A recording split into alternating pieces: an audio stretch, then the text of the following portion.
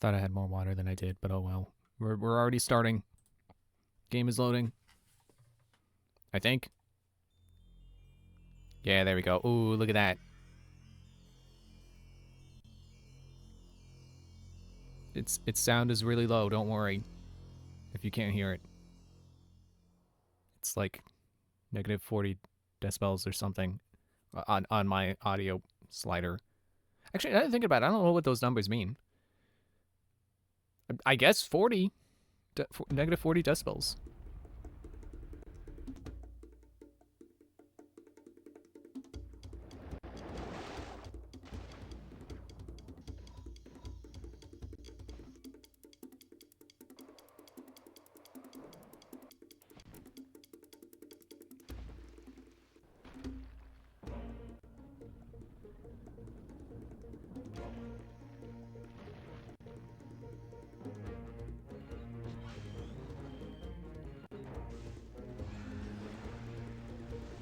I should probably turn it up.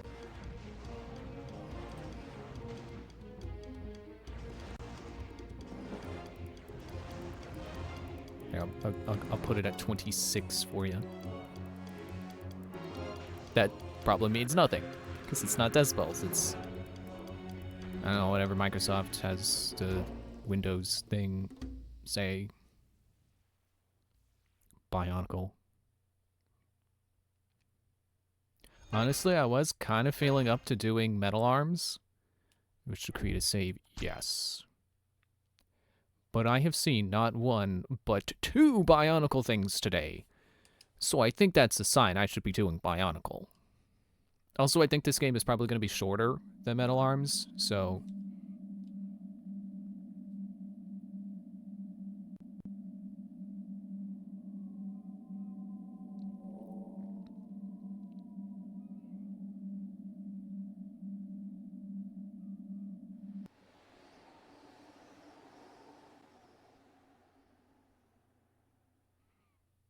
The save load screen.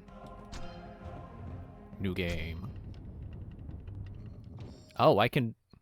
Never mind. I was going to say, I can just pick who I want to play as off the bat. No, I cannot.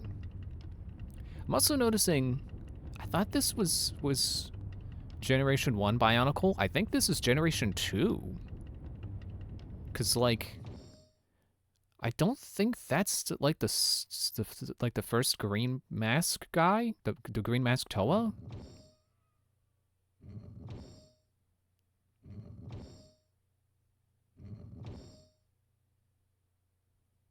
I definitely remember that white mask. I don't know if it's Generation 1, but I feel like this is Generation 2. I could be wrong. I guess we're Tahu?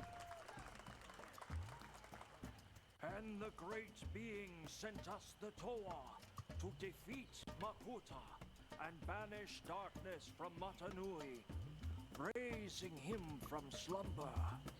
Only the mighty Toa are able to remove the taint of Makuta from Narahi. Yeah! Nicely done. Help! Something is chasing me. You have to stop it! What's that noise? I don't know, but I don't think it's friendly. Man, they're heavy. You hear the stomping when they move?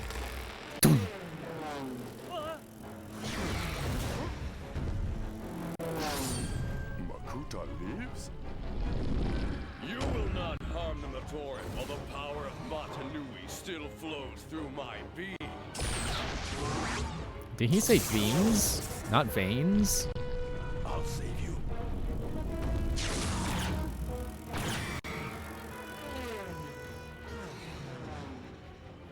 We are in great danger. Let us travel back to our Wahi and deal with Makuta's dark threat once and for all. Man, it's weird that the blue Toa has like like tentacles instead of arms. I was just interpreted those as like hooks that she held. You know, like Sly Cooper. But like when Sly Cooper's climbing the ice.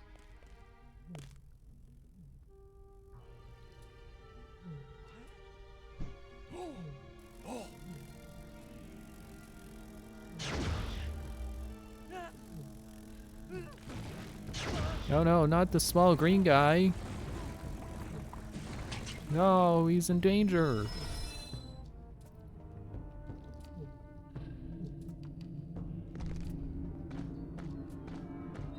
Good thing I'm the red guy and I got the fire sword.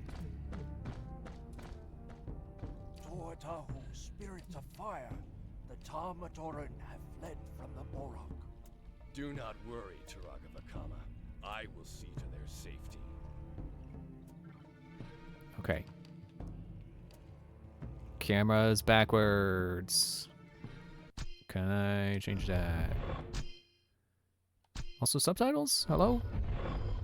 Subtitles? No. Center screen. Vibration on.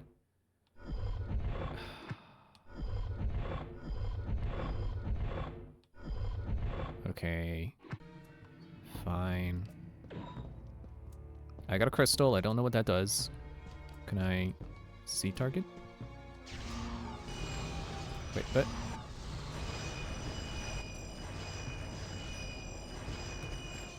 Oh wait, was I shooting a blast? Is that like my Toa power? I can shoot a fire laser? It looks like I'm shooting a laser. Oh, there we go.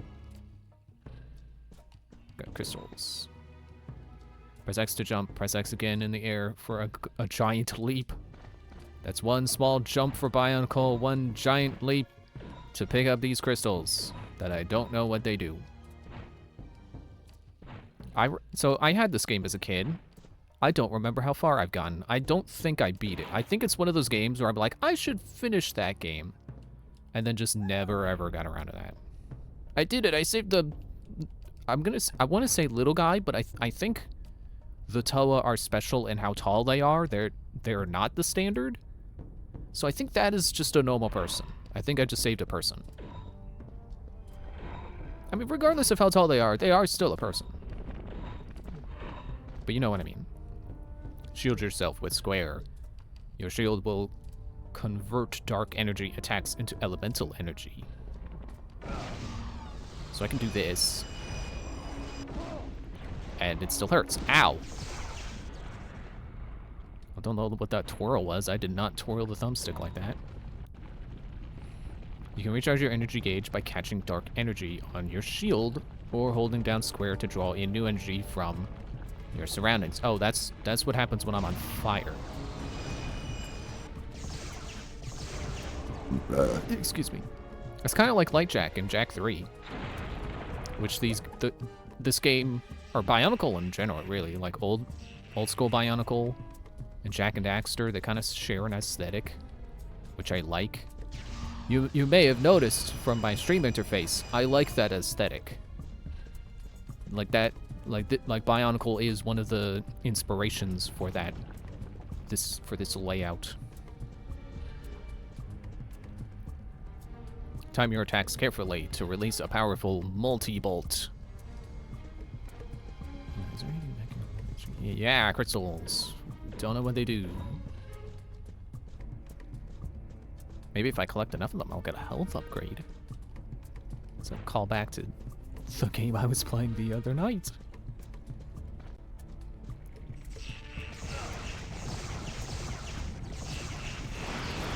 There's the multi-bolt. Oh, I think I successfully shielded that. Hang on, wait. Okay, well, whatever. Now, can I draw in enough to heal, or is it only attack energy? Well, looks like I'm glowing green. Oh, what I thought was a laser shooting out, that's his sword, because he's holding it above his head. Oh yeah, the rock over there, that's how we... Well, if I can climb this, it could grab the ledge, dude.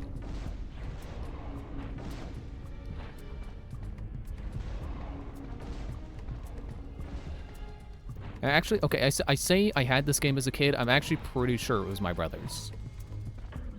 I picked up a mask. I think that healed me.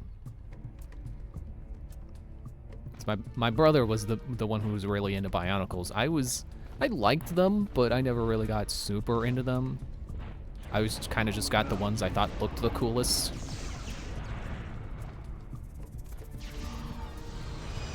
You know, I wasn't someone who felt the need to like collect all of them. Woo! I collected another guy.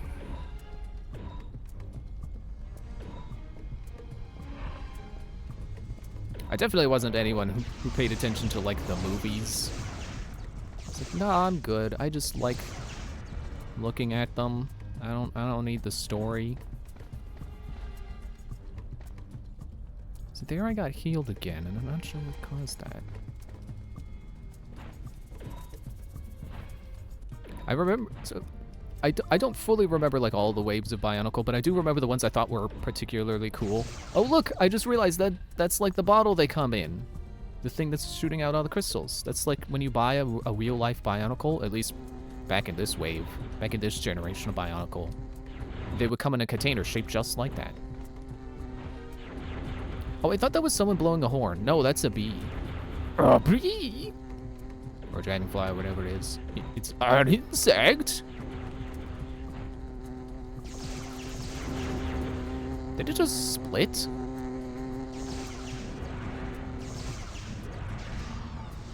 More energy.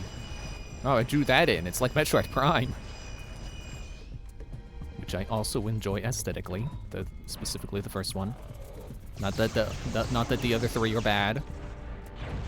Well, I guess the other four. I forgot Hunters counts. I don't like Hunters. I like to intentionally forget it exists.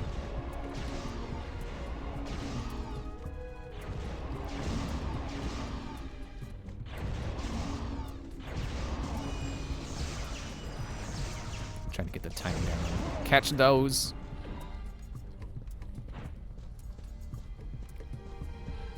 Forgot what I was saying for a moment, but yeah, I saw a couple that I liked in that opening there. Like the guy who pushed a boulder is like the whirly guys. I always really liked the whirly guys. Like even though they're all very similar to each other in design. It's like you could say the Toa are similar, but like the similarity makes sense because they're human shaped. But there's also enough deviation that you can like, you know, distinguish them by silhouette. I don't know if I can say strong silhouette design, but, you know, there is obvious silhouette design going on.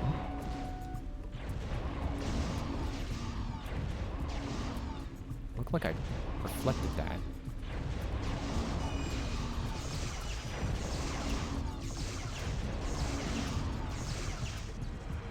I kind of like that. That was kind of satisfying. Oh, I'm going the correct way. I thought I was getting collectibles. Is there another path I could take, actually? So now that I'm looking back, I'm less sure. The lava looks different, and it makes me think I can walk on it, but I don't think I have that power. I can maybe, at best, lava surf, but not lava walk or lava swim. I don't think this Toa has that power.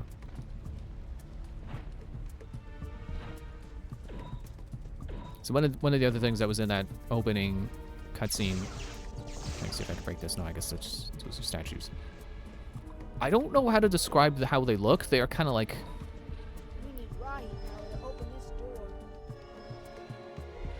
But all our friendly Rahi have fled from the Bora. Rescue Major and help us. Actually, maybe the game is a little too loud.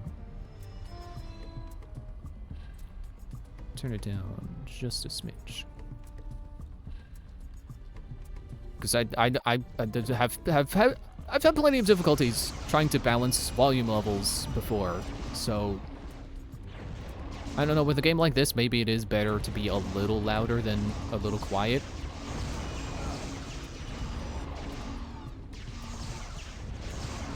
Actually, I don't know what makes me say that, because it's not like the sounds are particularly important.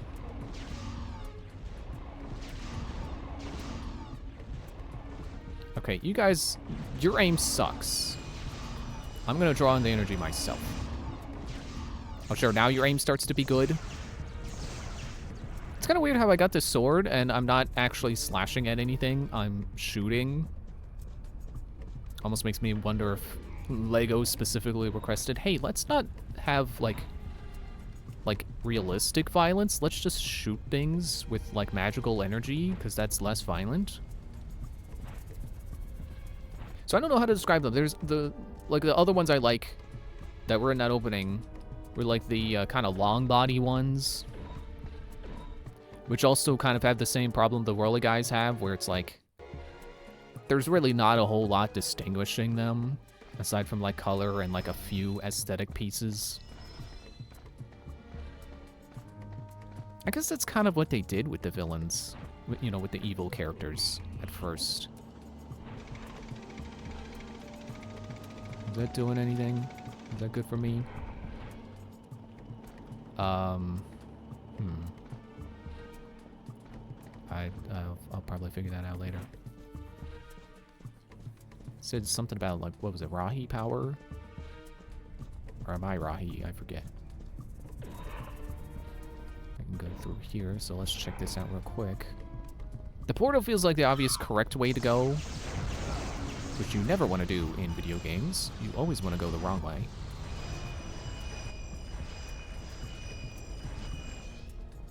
So I also remember, and I now realize, like, it's tying into the thing. Maybe I don't want to go that way. Tying into the idea that Bionicle villains used to not be distinct. You know, not all that distinct.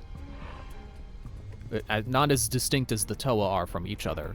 I don't know why I put the emphasis on each other like that. Each other. Was the, I want to call them Spinarak, but I think that's a Pokemon. The Visorak, I think that's what they were called. They're basically just four-legged. I want to call them spiders, but I know spiders don't have 4 legs.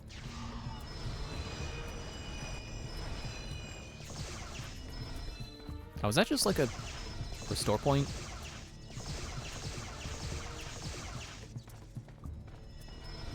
Yeah. Okay, I thought for a moment it was giving me infinite energy. I was going to say invincible energy.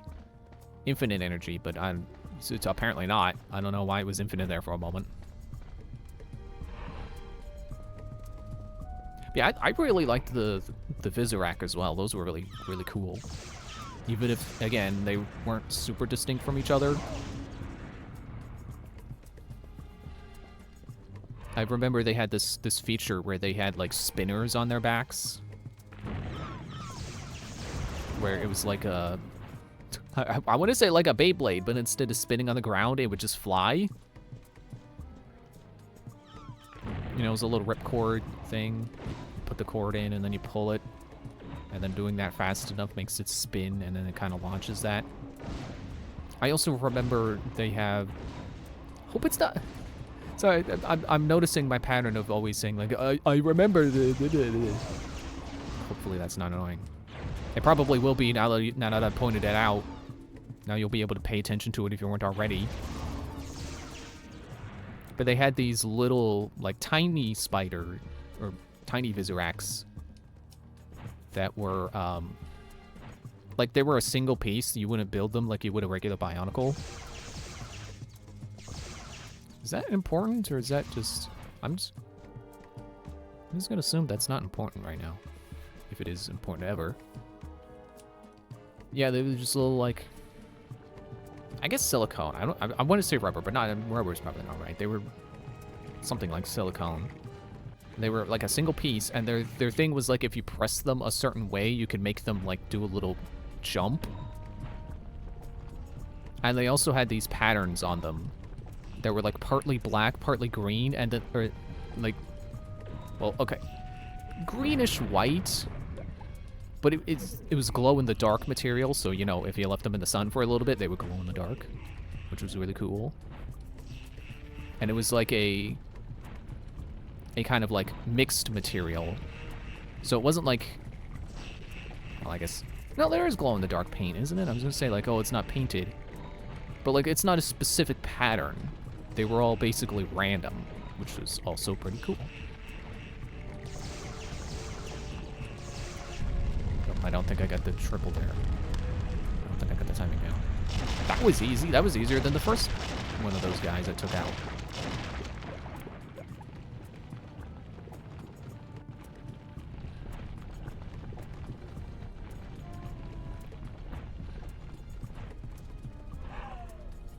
You know what? I think I will turn it back down a little bit more. Because it does still look kind of loud. Hopefully that'll be good.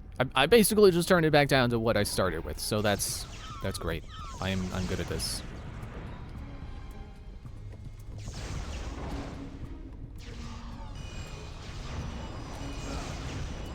Ow, okay. But my favorite Bionicle waves were like some of the last ones they did. I really liked the underwater ones. I was gonna say, I think that's where they started getting distinct with their figures, with the villains. But I think it was actually one wave before that where they had, I'm gonna say they were called the Baraka. It was like the first, I think it was like the, even a selling point of that generation of Bionicle was that the villains were basically like the Toa, but evil. Like they made a big deal over that wave, I remember. There I go again.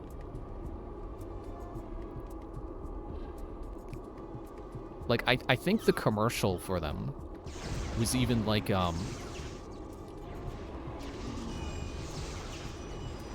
I remember there was like a jailbreak aesthetic to it. It's like, oh, the new Toa are gonna break these guys out of jail because that the bad guys put them in jail, and the new guys are gonna break them out. Something like that. I want to say that it was like a real life band that was imprisoned. Oh no, I died. And then it was like, the Toa are gonna save them. I don't remember what band it was though. I want to say Linkin Park. That may or may not be correct. As words generally are.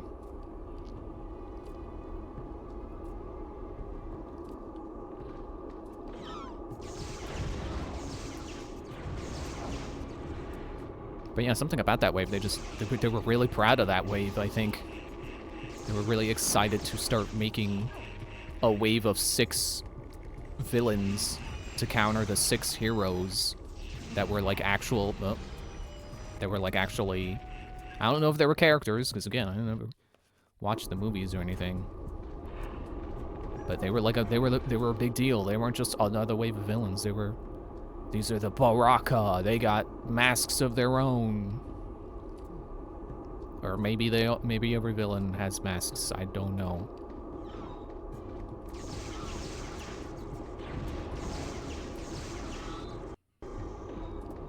Okay, that's what this guy jumps down with his laser.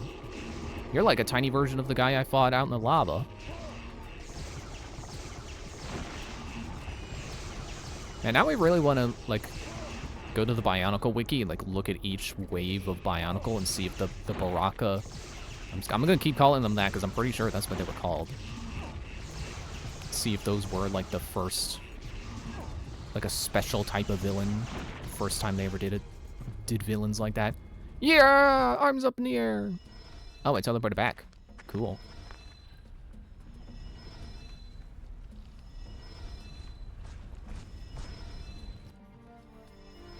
And that generation of Bionicle also had this gimmick of these like ball launchers.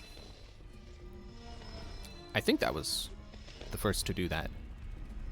They had ball launchers and yeah. Oh, okay, that's right.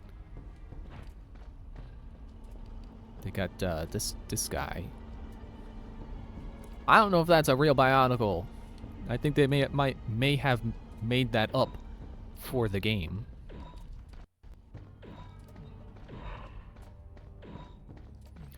Yeah, there's something about those ball launchers I just think were interesting. I feel like I need to say more about them, but it's like, well, it's just a little ball launcher. You push the thing and it makes the ball launch.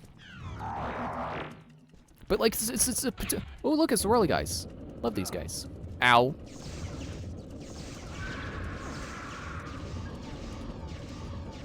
I remember that these guys have a little lever on the back of their head that makes them jolt their head forward. So it's like they had 2 gimmicks. They could roll And they could head smash. It's like they're a Pokemon. They got rollout and they got headbutt.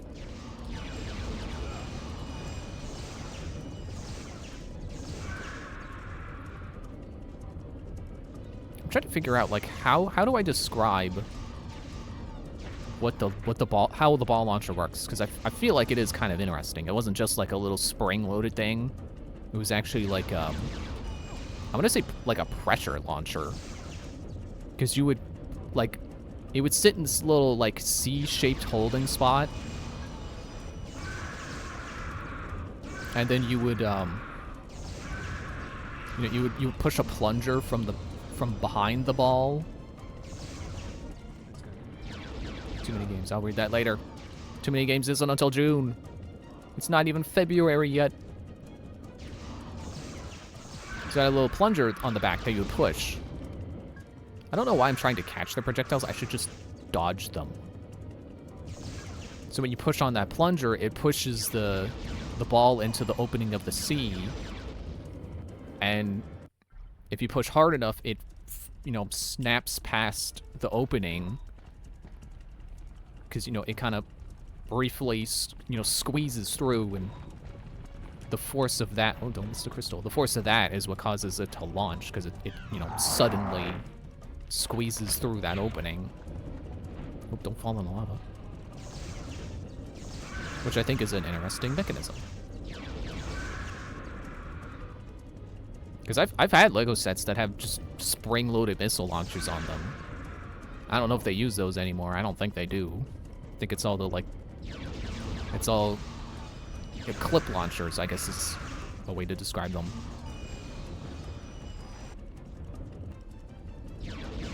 Or snap launchers. That also feels kind of correct. Space triangle doesn't do anything yet. And none of the shoulder buttons seem to do anything.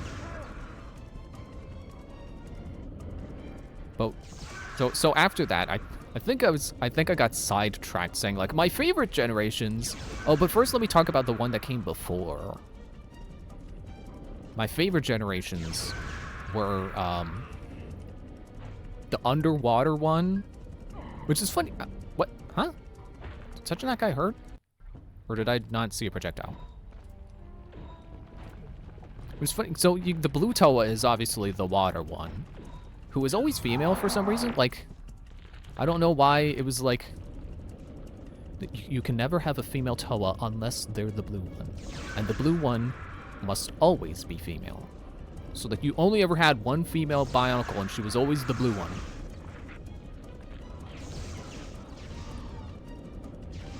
But yeah, the one where everyone was underwater.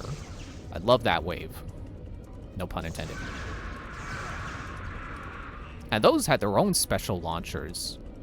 They had these like little rubber leech creatures that would come with. Well, I guess it was probably also like silicone or something, or latex or whatever. A durable, stretchy material. So it kind of reminded me of the clip launchers, but or the ball launchers, but there wasn't a plunger. You hook. It kind of was like a hook.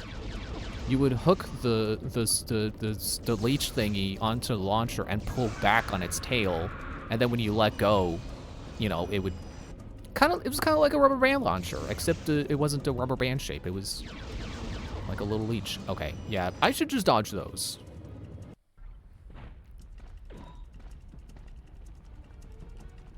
Yeah, I have very fond memories of that wave of Bionicle because it was just really cool.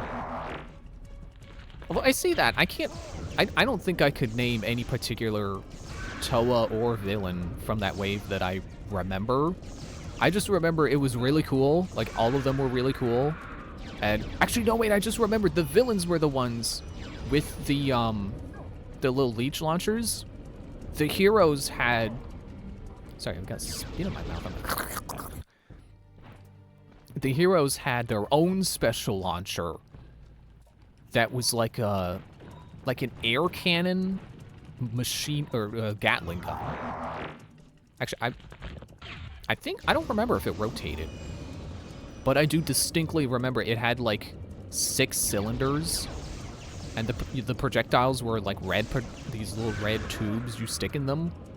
And then you hit a spot on the back and it would, you know, it would be like an air cannon. It would basically go pff, and it would make the thing launch. I don't remember if all 6 launched at once or if it was like you had to get get the one you wanted to launch in the slot. I feel like it was one at a time.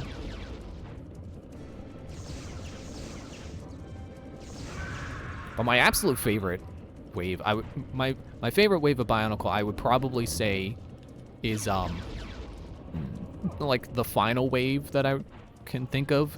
That is, you know, if you don't count Hero Factory, which I don't, because that wasn't Bionicle, that was Hero Factory. It wasn't the same IP. It used much of the same parts, but it wasn't the same IP, so I don't count it. So the last one, which was in the sky, and that one I do remember 2 particular Bionicle that I had from that wave. I had I think it was the green guy of the Toa, and I had the blue villain. Okay, yeah, now you're shooting lasers.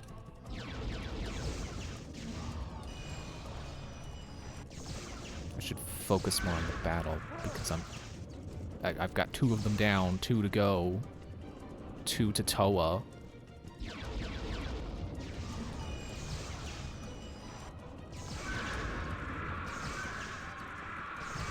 If I hadn't already said, the gimmick of that wave was flight. Everyone flew. Which is partly how I remember the ones I had, because I remember the green guy had a jetpack. I don't remember if they all had a different way of flying, or maybe it was all the Toa had jetpacks and all the villains had, like, actual wings.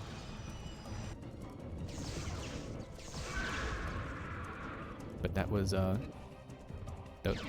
I remember I had the green one, who had a jetpack, regardless of whether or not all Toa had a jetpack. That guy had a jetpack.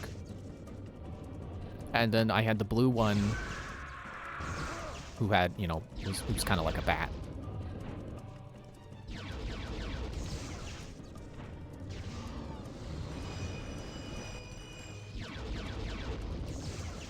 Get over here.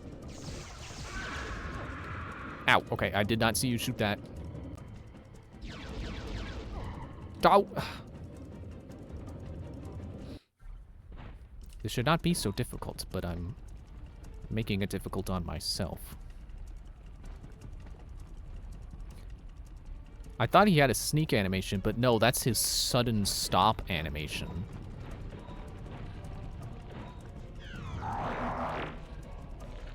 So I think the gimmick of that wave, aside from, you know, aesthetically, it's all in the sky and everyone is flying, was that the Toa had, like, little allies that would go, you know, they had sidekicks. And I think the gimmick of that was that they would, like, combine in some way. Vaguely remember that? I definitely gotta look that up later, because that sounds really cool. I want to see that again, if that was real. And then the villains had egg sacs that could open up and drop spiky balls. And I think the spiky balls were also something that they had their own launchers for.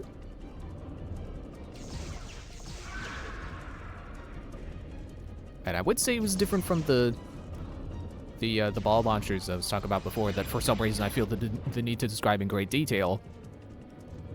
But theirs were kind of like that, but it wasn't the same piece. And there also wasn't a plunger. It was like a pair of tweezers, and then you just squeeze the tweezers to launch the ball. You know, you kind of grip. It had a little curved part that you would grip your ammo with, and then you would squeeze it until the ball launched.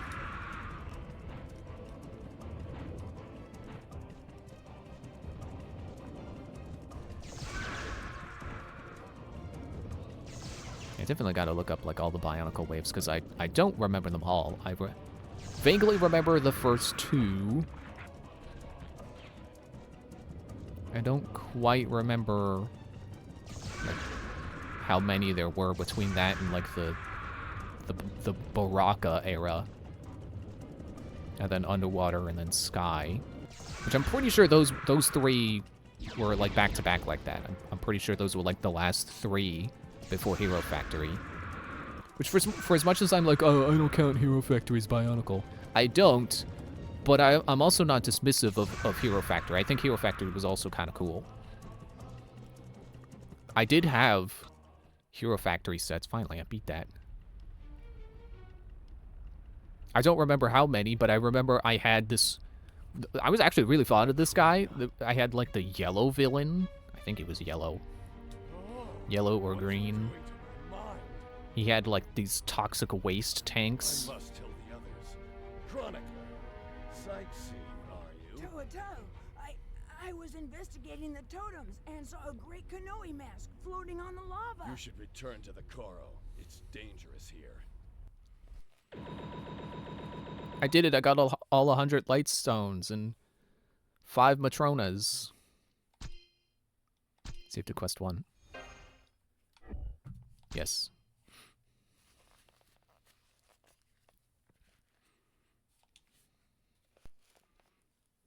My headphones are kind of hurting my ears right now. Is it time to snowboard? Kopaka, my brother, I have discovered the secret of the Borok's power, and it is also their weakness. Capture the Krana. I'm chasing a Borok now. He's heading for the Kinney. There isn't much time. Not the Kinney. Oh my god, they're gonna kill Kinney. We gotta stop them. Up and down to speed up and slow down.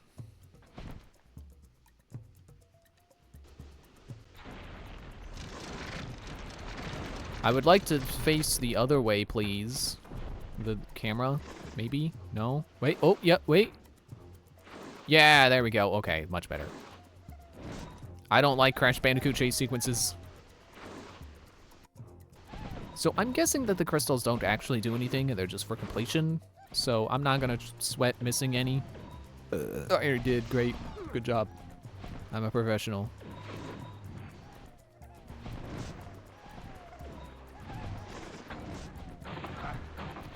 I think it's obvious. It probably doesn't need saying if I'm playing this. Wait. Oh, okay, he does. I thought I had a charge with him first. I wasn't seeing the projectile come out. Yeah, I would love Bionicle to come back. I really don't understand why they don't do Bionicle anymore. I think it's just a cold hard fact of it wasn't selling anymore. So they stopped doing it. I was gonna say there's a lot Bionicle doesn't, or a lot Lego doesn't do anymore. It's not a lot, but yet they're really not big on original IPs anymore. Like you've still got, you know, Lego City. I don't think that's ever gonna go away. That's a classic. You've got Ninjago. That's one of their cash cows at this point. When I say that like it never has been, it's like, no, that's why it's big, because it is a cash cow, so they keep doing it. And there's you know, Dreams and Lego Monkey Kid, as far as I'm aware, both still going. But like, you look at most of the stuff coming out for Lego now, and it's just IP stuff, or like really, you know, big fancy collectible sets, not like, you know, toys. They're not making their own stuff that much anymore. Now it's just like, do you want $1,000 Millennium Falcon? The Borok has burrowed through that cliff. I fear it's heading for Kokoro.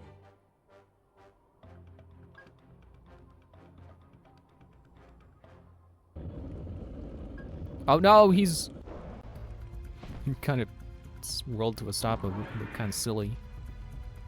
Don't you stretch your neck at me. A rolling Borok is protected from attack. Activate your shield to knock the Borok into the air. So I guess that's the whirly guy's name, Borok. Whoa, we're first person now. Whoa. Yeah, like, I was excited about the idea of Lego Pokemon, and then they showed the sets, and it's like, oh, it's expensive. It's like $60 just for Eevee. And then like 100 if you want Pikachu. Don't even ask how much the Kanto starters are, because you will cry. Oh wait, I gotta hit him with my shield first. It's like, I thought it would have been cool if the Pokemon sets were like, you know, like the Lego Animal Crossing sets, where it's like kind of little sets that represent the game a little bit. You know, kind of capture the spirit of the sets, or of the games. No, they're more of those expensive collectibles sets that you build once and sit on a shelf forever. They're not the fun, interactable sets. Okay, I missed a mask, and I feel bad about that. I probably needed that. Woo! Forgot to jump.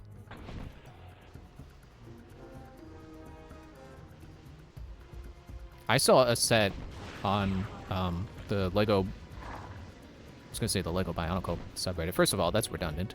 Second of all, no, it was just Lego. The Lego subreddit of someone who did their own take on Lego Pokemon. And it was like a Pokemon arena, like in the anime, or like the Smash Bros. Stage. And it was actually like you could flip it over and it would change, like it would go from like a basic battlefield to like a rocky terrain battlefield. And then they had this little thing where it was like a set of targets, and your goal was like to use a little launcher to knock the targets over, and that would be like how you beat your opponent's Pokemon. That's what I want Lego Pokemon to be like. Kopaka, Toa of Ice, you have saved our Koro, and we thank you. Alas, the swarm leader has escaped, fleeing down the mountain. The path down the mountain is most treacherous.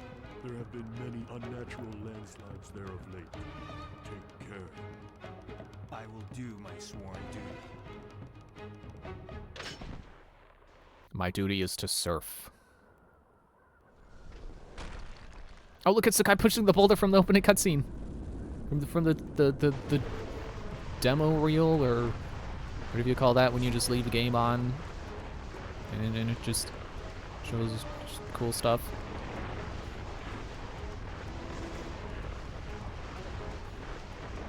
Yeah, like, I think Lego as a company is, like, pretty good. Like, yeah, pretty decent.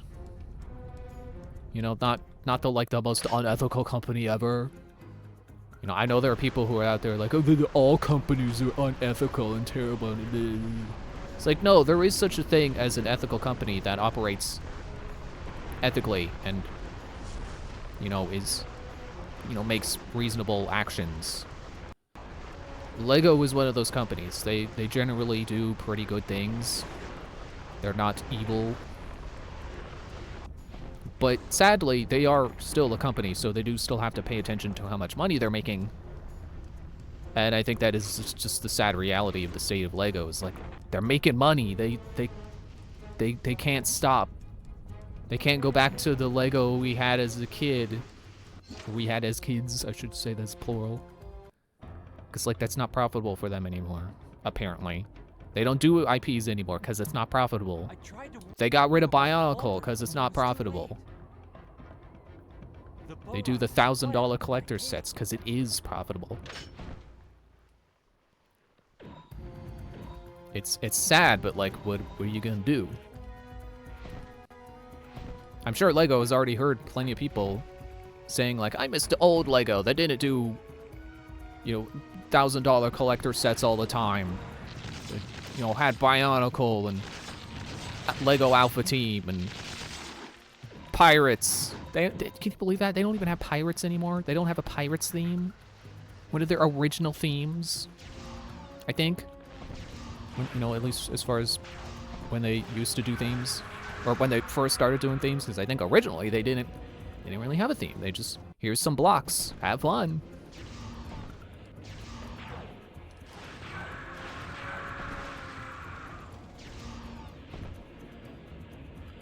But yeah, the sad truth is just like they don't do the stuff we want them to do anymore because it just doesn't make them as much money.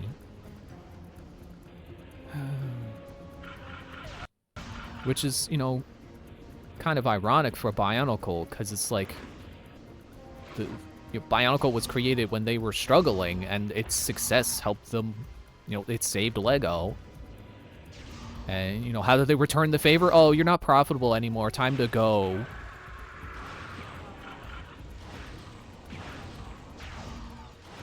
It's like I wouldn't even mind if they went back to doing Hero Factory. Just like do something with Bionicle parts again.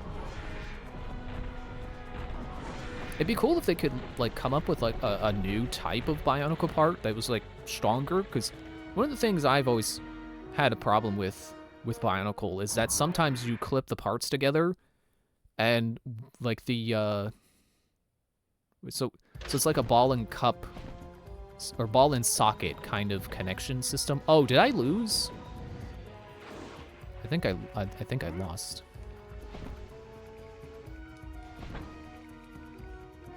And like basically the socket part would sometimes just crack.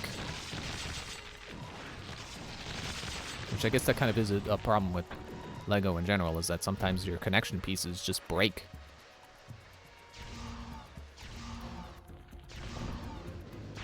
But it'd be cool if they could figure out a way to make them more durable.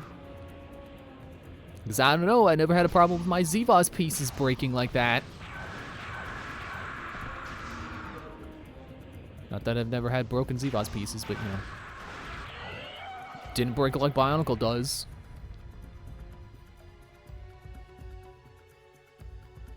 I almost wonder if they made them out of like a softer plastic, if that could work. I must return to the others at once. Oh, yeah, that's right. They do have little masks. They're just under their faceplate. I like how my health and energy is like kind of there, but not like it kind of scooted halfway off screen. We did it. We got one of those. Oh, wait, no. Is it exposition time about the little masks? Oh yeah, there we go. Now they're generation 2.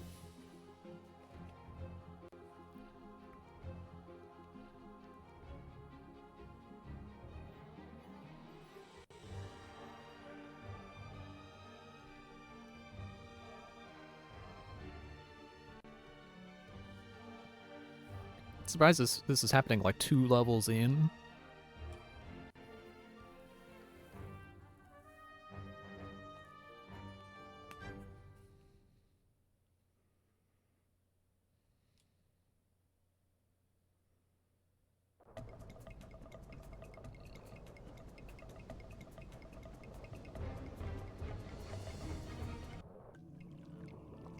We're in the water stage now.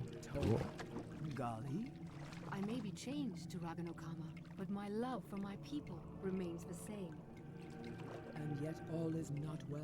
The Borak Kal are a more fearsome foe than we have ever seen. They are threatening to overcome us all. Do not fear. My Nuva power can overcome any obstacle.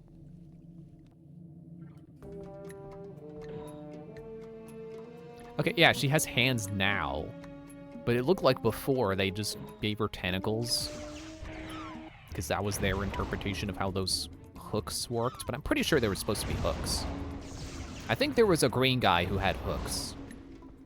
And that they just used the same mold of piece that what they say, Callie? Or no, Gally? That she had for her blue hooks.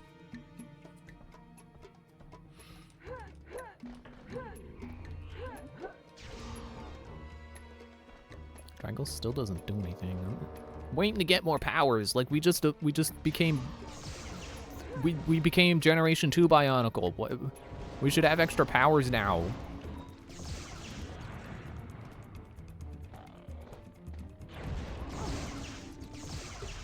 Man, I got hurt after picking up a healing collectible. Like you gotta be kidding me. The god Matronan are hiding all around us. When in the water, you can hold triangle to swim fast and double jump to leap out of the water and explore the Wahi. Woohoo!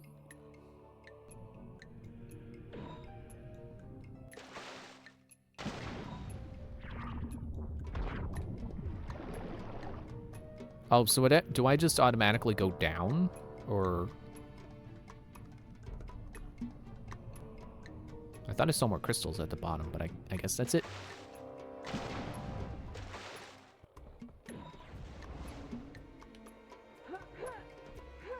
So I can remember that there are... So you obviously got fire, water, ice, the ones we've played as. And then there is, I want to say either jungle or wind, because, you know, we saw him gliding in the cutscene, the opening. Ow. I think he's jungle, but he just happens to also be able to fly. Like, that is his power. And then for some reason, they have earth and stone. Like, those are two distinct Toa. And I'll accept that separation in Pokemon. It works for Pokemon. But when you got 6 elemental heroes here, it's like, okay. Is that the best you could do? Like, you couldn't have done lightning or... Like, had, you know, jungle and also wind. Like, have them be different, you know, different elements from each other. But no, for some reason, wind and jungle are the same. And earth and stone are not. And do not ask me to define the difference between the earth Toa's powers and the stone Toa's powers, because I do not know it.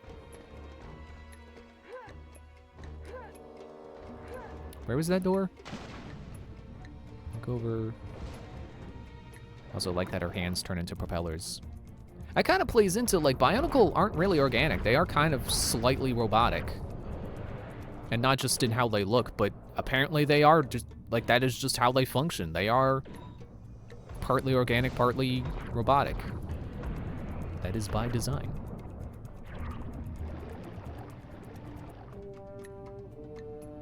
Which I think is pretty cool. You don't get a lot of stuff like this anymore.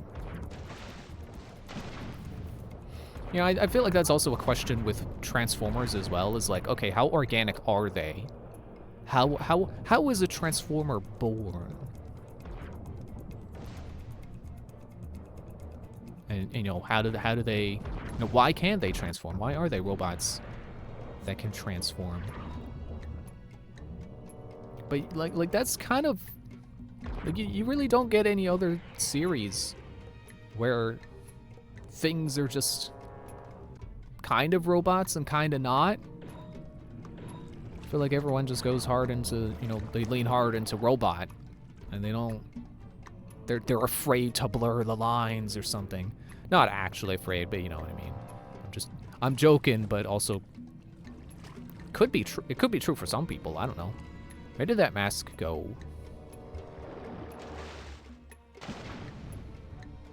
I guess it went down there, and I gotta do something to get in there. Hey, Gally. I bet if you dove from here, you could reach the bottom of that abyss. Woohoo! Whoop. The way they cheer kind of reminds me of the mini Marios in Mario vs. Donkey Kong, when you save them. So I see also there is over here. This swimming is actually a little annoying, I'm not gonna lie. Our sister is trapped in that dark energy cage. We can't get her out. Only the strongest of blasts could crack it open. You must fully charge your energy with square, then immediately press triangle to activate your Nuva Blast. Oh, cool. I got taught a new power. That I probably could have done from the beginning.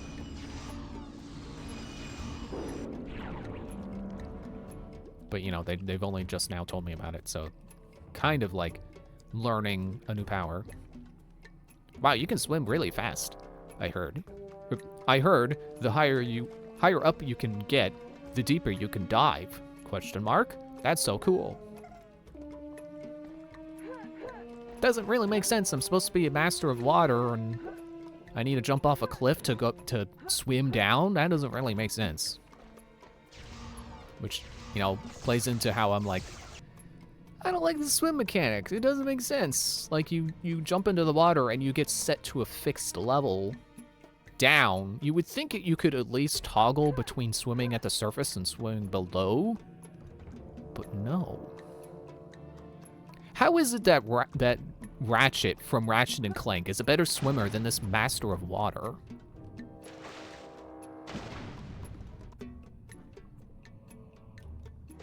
I keep trying to hold X to surface. Like, no, that's...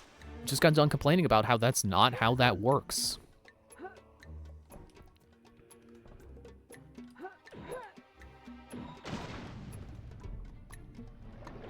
Oh, wait, oh, I wanted to go back for the basket. Okay, whatever. I still do not have a reason to care about the collectibles, so maybe I just won't.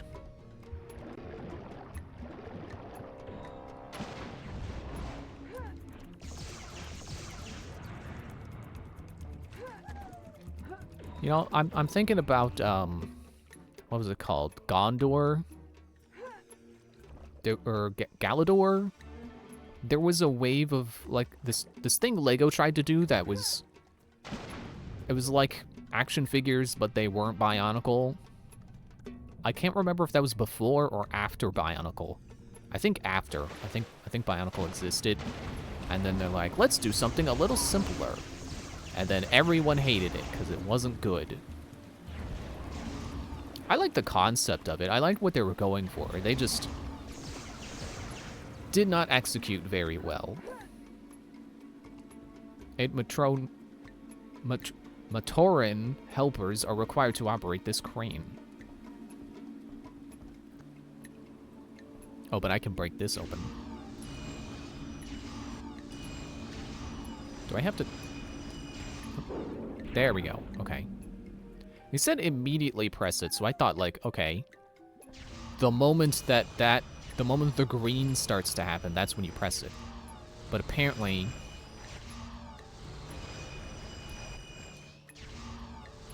Apparently, I do not know the timing at all.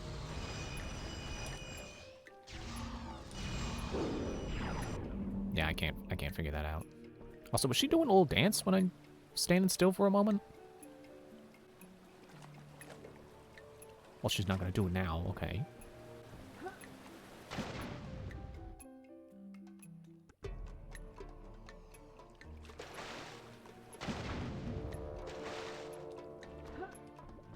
Yeah, as a fan of ZVOZ, I obviously think it was a cool idea. I don't know how obvious that is, but yeah, I like the idea of the action figures that are designed specifically to combine them and mix and match them in different ways, because that is the core element of ZVOZ. And arguably, that's Bionicle as well. Because really, Bionicle are just action figures made of Lego. And like any Lego set, you can follow the instructions and put them together exactly how the instructions say how to build them. And then, you know, bada bing, bada boom, there you go. There's your Toa. You know, your special, the character from the thing. Or you can take two sets and mix them together and combine the parts in a way you find aesthetically pleasing. And there you go. Now you got your own character. Or your, you know, you could even call it a variation of the character that you started with. That's how Lego works. I don't know if you knew that, but Lego is like that too. You could build the instructions and build the set how it was designed, or you can build your own thing. Wow. So, you know, it is kind of silly to think that... Okay, the camera is fighting me. Please, camera, please stop. It is kind of funny to think that that Lego thought they needed, like, action figures. Because they have Bionicle. But again, I don't remember if Galador was, excuse me, before or after Bionicle, but I'm pretty sure it was well, I don't know. Because now I'm remembering, like, oh, well, didn't Lego get into financial trouble when they tried to do Galador? And then that's when they made Bionicle, and then that was a success? Because one of the problems with Galador was that it was kind of just, you know, not as customizable as Bionicle. So it didn't feel Lego. It was just like, you know, if you took the head off a G.I. Joe and put it on one of the other G.I. Joe guys who I don't know because I didn't have G.I. Joe. That was basically Galador. It was like you could do that. Take the head off, put it on the other guy's head. Take the arm off, now you got the other guy's arm. Which I think is cool, but like you gotta go deeper with that. Which is where I feel like Zevaz was a success. Because it wasn't as complicated as Bionicle, but it was, you know, still pretty customizable. Because the thing that Zevaz had that Galador didn't have was armor pieces. So like you could have the literal, you know, the bones of the character, in some cases literally, like Skulljack, the skeleton. And then you could have like the armor of a different character. Not necessarily on Skulljack, because he doesn't really have the armor sockets. But, you know, that general concept. Like, you take the human soldier, Alpha Ranger, and you take his armor, and you could put it on the Meta Beast, you know, Beastman guy. And there you go. Now you got the, instead of the Beastman guy having the Beastman aesthetic, now he's Beastman with sci-fi armor. They're moving the rock the other way, which means I can climb up the other way and get that other guy.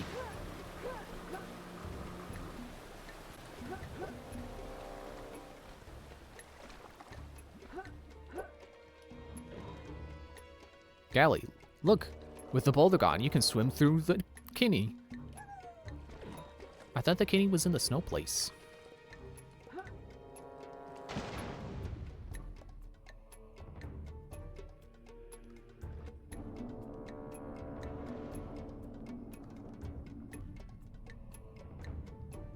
Man, I guess my whole rant here. Well, okay, I was on a completely different topic there, but my whole rant here with like, oh man, they don't, Bionicle doesn't exist anymore. Yeah, I guess you can kind of boil it down to like, oh man, they don't make toys like they used to. Which, you know, I suppose there are a lot of things you could say that about, and it's technically true, and possibly not even a bad thing. Like, they don't make TVs like they used to, and in some ways that's good. Can I not get on this platform? There. Yes, I could. I just had to keep trying. Woo! Yippee! Like the mini Mario.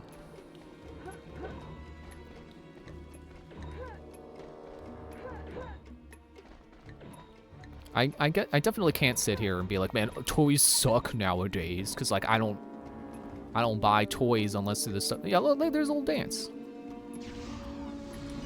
It's like I don't buy toys unless they're the toys that I grew up with, just the modern version of them. Like, you know, Lego sets that come out.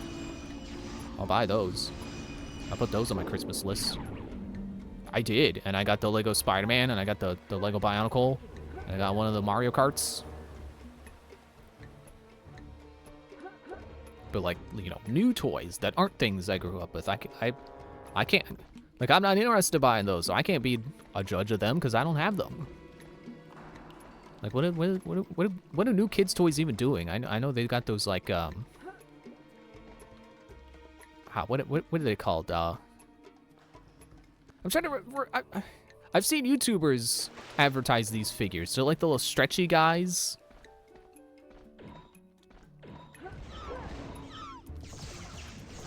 I want to say like Kai Judo or something like that.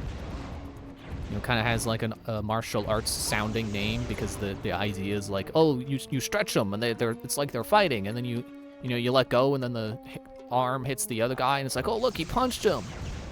I think those are kind of cool. If I had those as a kid, I would have. Or let me rephrase. If those existed when I was a kid, I probably would have had some.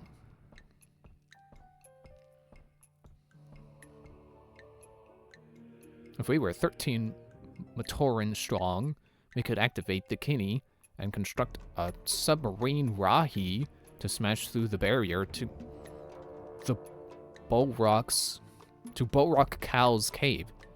Gally, you have to find more of our sisters. So apparently all the water people are women, I guess. Is what I'm picking up on here. Down I go.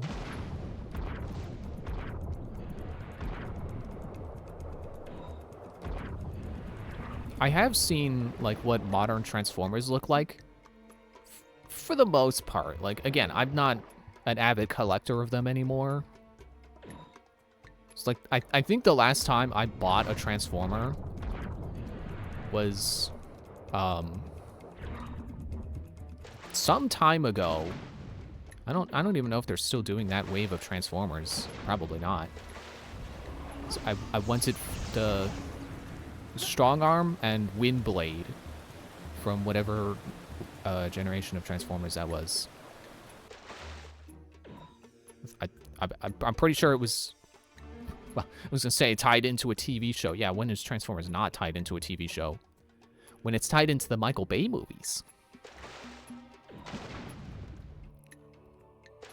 Which you can say what you want about the Michael Bay movies, but that era of Transformers was really rad.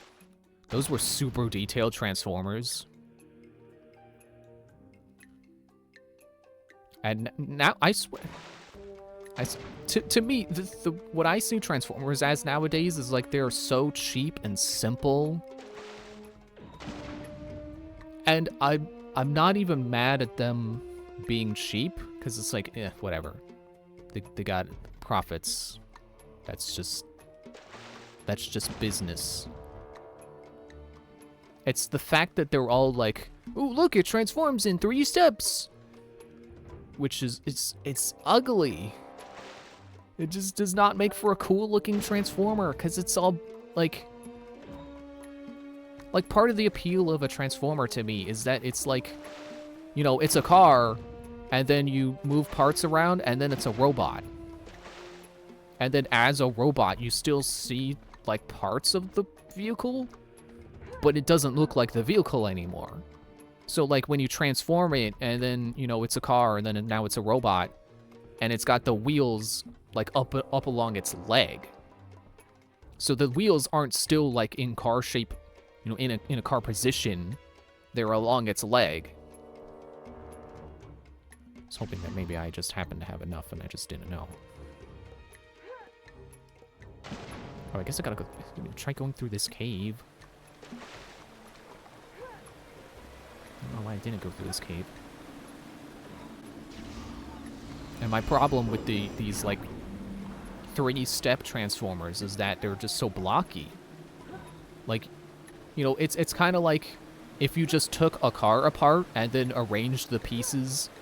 You know, like you cut it into like 5 pieces, and then you just arrange those 5 pieces in the shape of a human body.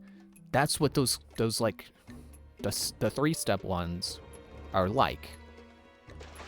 So it's like the leg is just the entire back quarter of a car, and it's not as cool as if that back quarter of the car had a foot come out and then the wheel moved up and then, you know, bent backwards so it wasn't still in wheel position.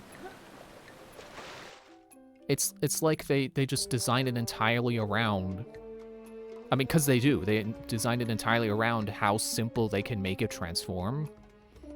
And they don't think about how good either vehicle form or robot form looks.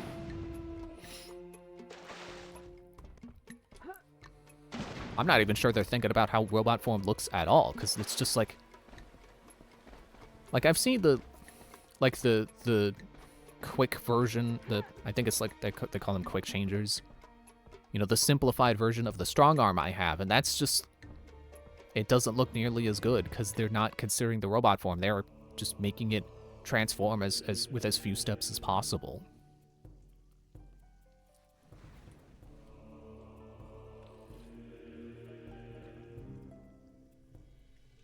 But, you know, that's just Transformers. I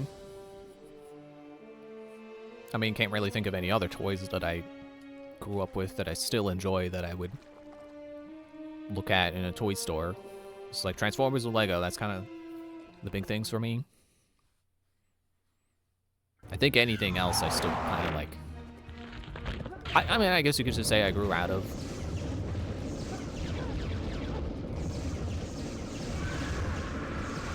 It's like, I don't know if they still make, like, spy gear toys. I was big into those as a kid. Is jumping not dodging those? That stinks. I wonder if I can get the blast going.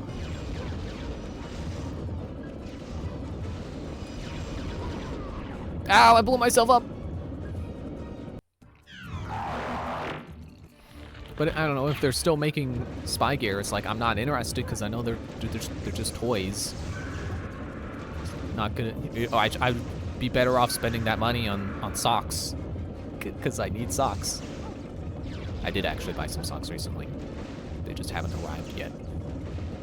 They haven't even shipped yet, and I don't know why. I bought them the other night. It's been like a whole day for them to process that transaction, and they have not done that. And it's Thursday. You know, if it was a weekend, I could understand. But it's the weekday. What are they waiting for? Give me my socks. Help.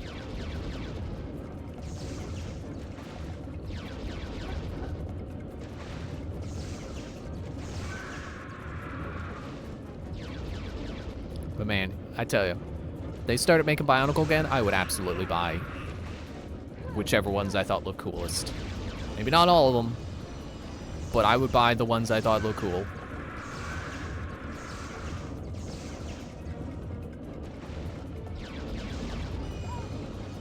See, I'm making that mistake again. You can't, your shield doesn't last long enough to absorb all 3 shots, so don't try it.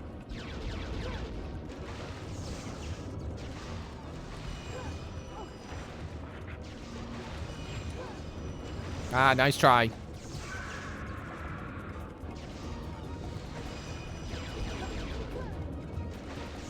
Now, if they started doing Zevaz again, I would have, like just out of obligation, I would be obligated to buy every single one.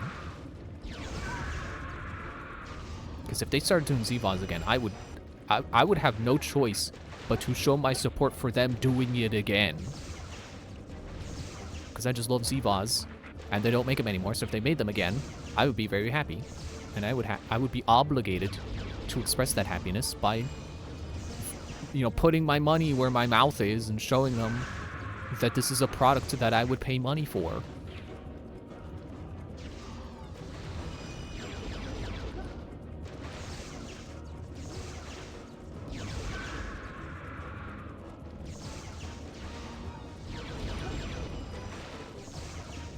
Shouldn't have done that.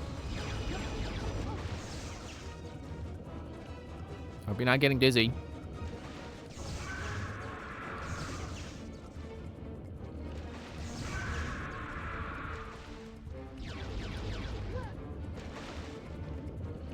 How much out of this circle can I walk?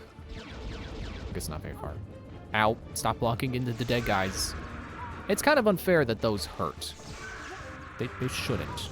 Out, but they do. You don't gotta be like a bee, but it do. Oh!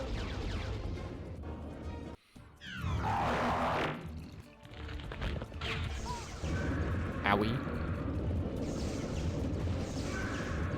What do the masks do anyway? Are those healing? Are those energy restore? Are they both?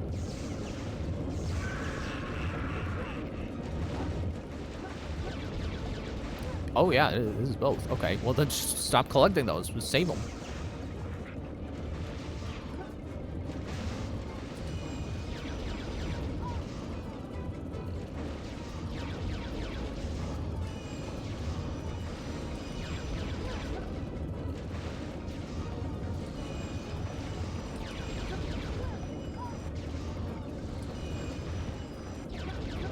This is probably not going to do anything, but I've got to see. Yeah, I don't think it did anything except waste all my health and energy.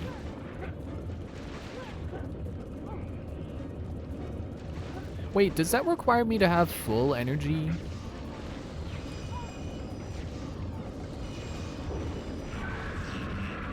Oh, it did do something.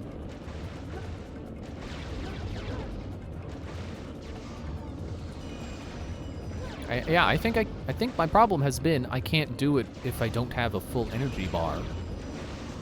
Maybe that's what I'm supposed to be pressing the button. immediately for.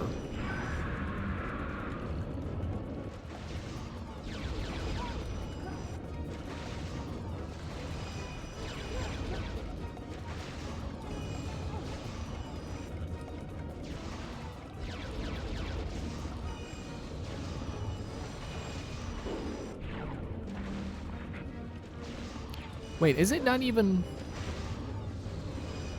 Hang on, I think I can just press triangle at any time. I don't have to do it while doing the charging animation. No, okay. Yeah, no, definitely not.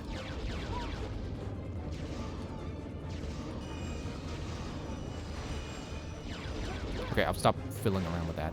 Fight him seriously.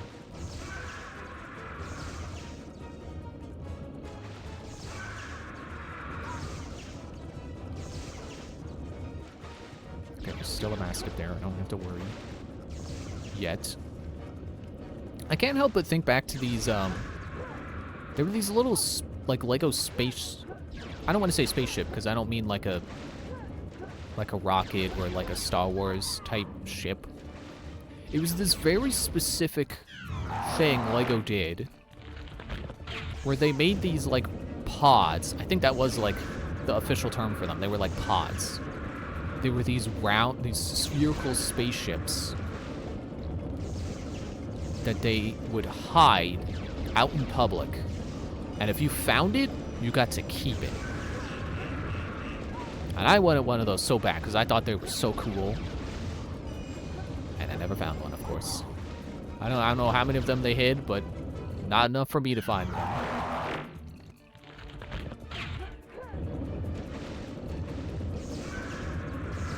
I wonder if I can find the instructions to one of those. That'd be so cool. You know, not being able to find one, but I could be able to build one.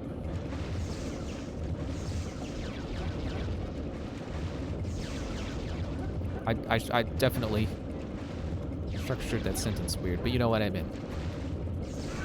You know, if I can't find one myself, then I could at least build one. You know, if someone shared the instructions for them. But I don't know how well that's even archived on the internet. Because, you know, that was something that happened on, like, early 2000s internet, so of course it's not archived. That was before people realized that they needed to record everything that happened on the internet, because it wasn't going to be saved. Because it could be deleted at any moment and never come back. It's like Zevod Showdown. I want to play that, but it doesn't exist anymore. It wasn't archived.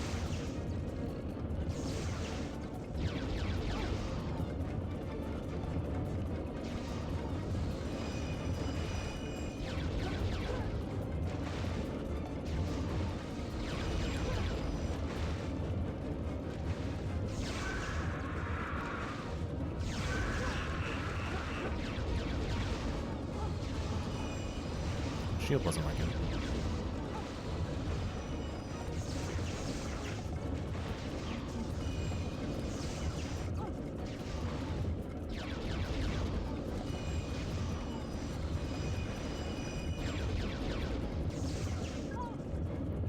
Stop walking into the bodies! Stop!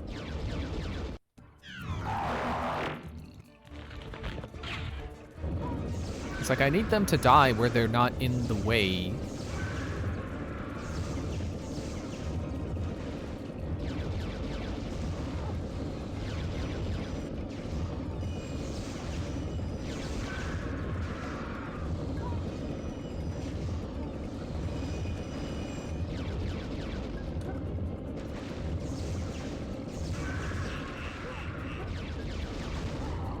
Oh, come on. I only killed one.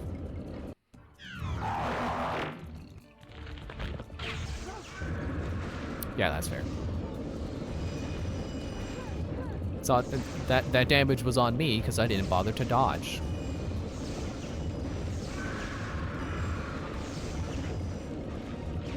Oh, I timed the shield wrong. Man, remember when I killed like 3 of them in a row with the charge blast? I'm able to do that again.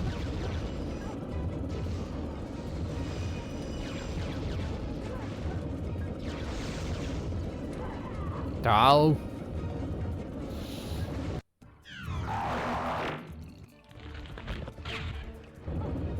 Ow, dude.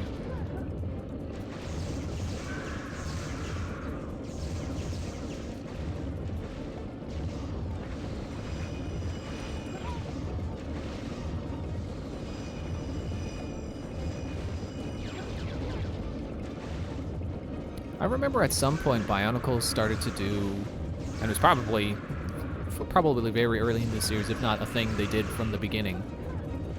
They would have like special sets, so instead of being like a part of the 6 Toa or the 6 villains, they would have like, you know, special guys.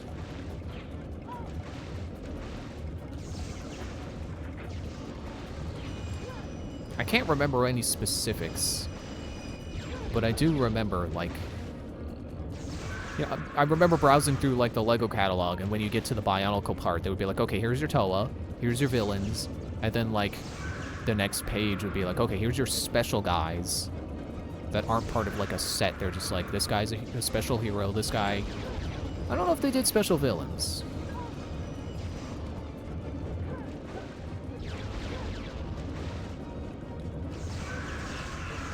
I think usually the special guys included like a guy with a gold mask. Maybe that was only sometimes.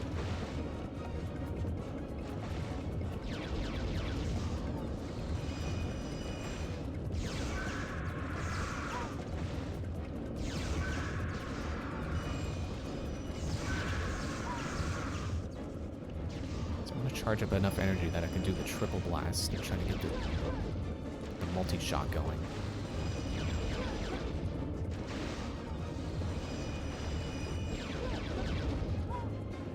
Stop hitting me anyway. I'm trying to dodge and you hit me anyway. I'm trying to take a drink of water.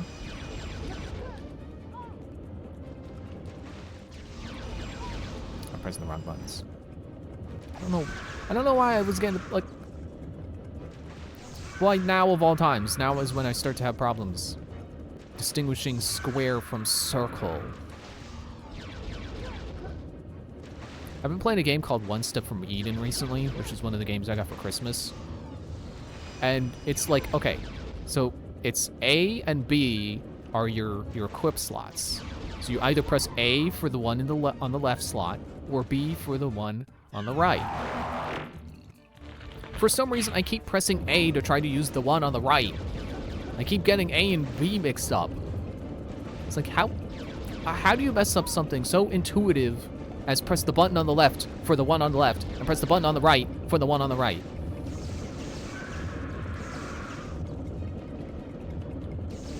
Like, it even says it on screen. It's like, how do I mess it up?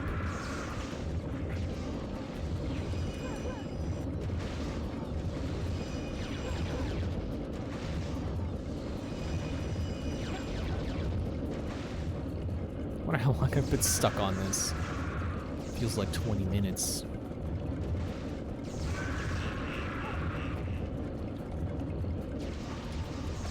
Oh, there we go again. I'm trying to attack with square. Excuse me, that's not how it works.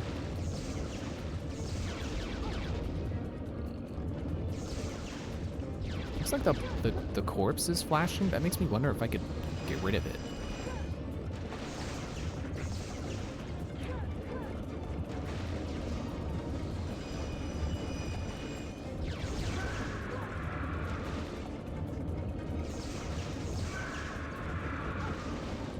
Okay, grab a mask.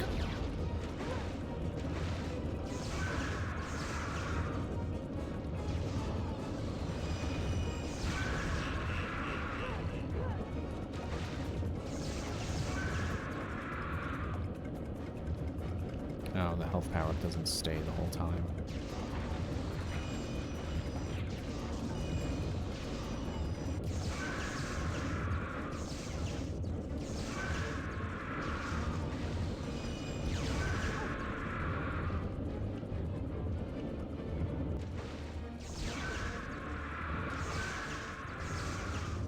I like how they were invincible while rolling in the snow stage, but they're not here.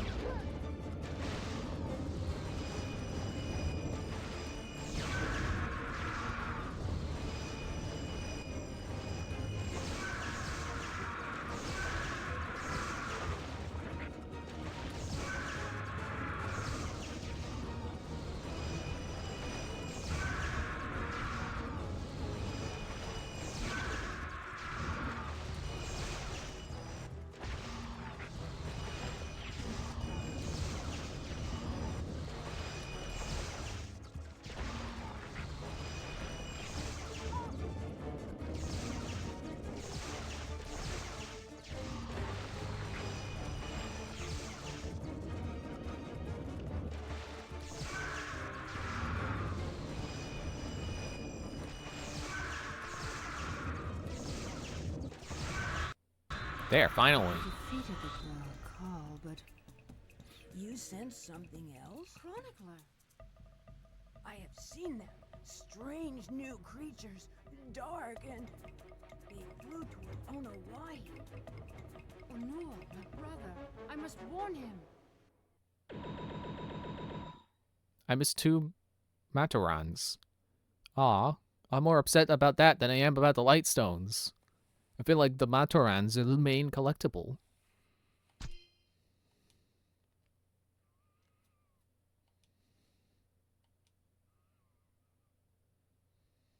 Yeah, see, there you go. There's one of those guys. That's like not part of the 6 Toa, but is like, you know, like he would release on his own. But obviously, he's like the Gold Mask legendary guy, who I think one of the Toa becomes. Spoilers. So I don't know if you can really count it, but that's the kind of the idea I mean.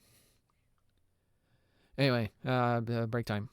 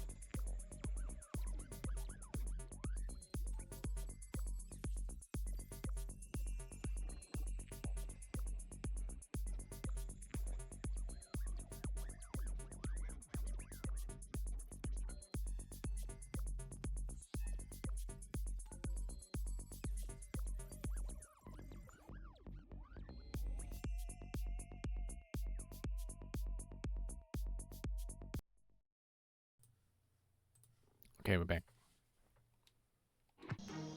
Apparently it's triangle to close. Oh, hang on, my ear itches. Okay. Where are we going? Oh, there's Gally. Bahatu! Always a pleasure, Gali. I wish that were so, but I bring grave news. Strange creatures have been spied, heading toward Onuahi. I fear Onua may be in trouble. I see. I will run to Onuahi and help. Find Lua. I will. Look! Do not worry yourself, sister. I will rescue my young friend.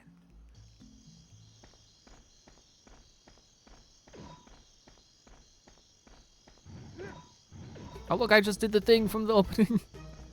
From the sizzle reel or whatever it's called.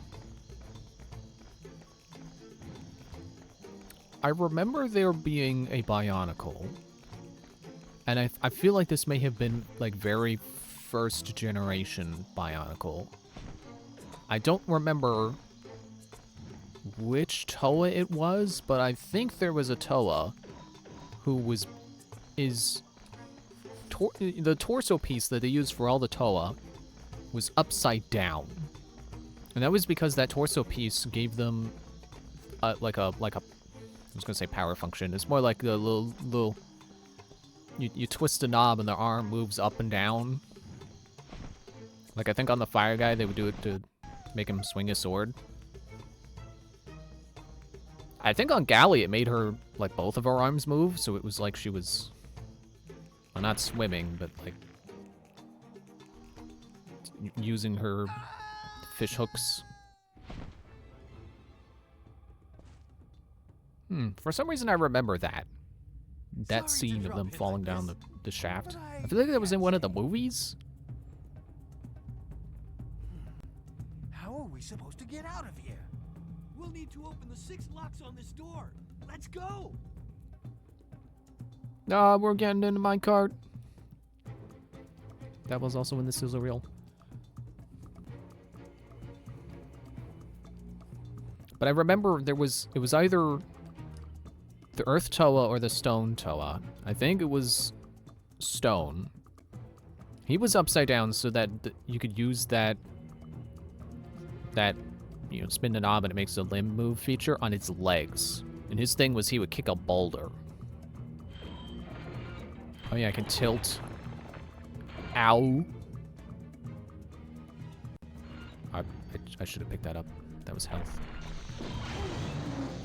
Or maybe it wasn't.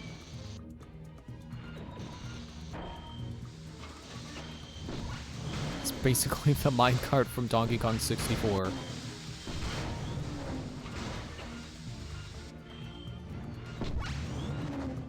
Yeah, I want to say that was very first wave of Toa.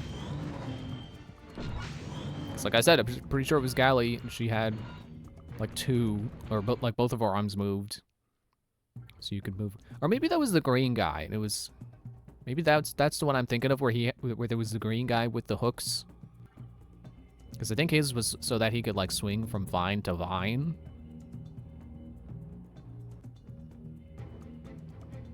Pretty sure Gally had 2 as well, though.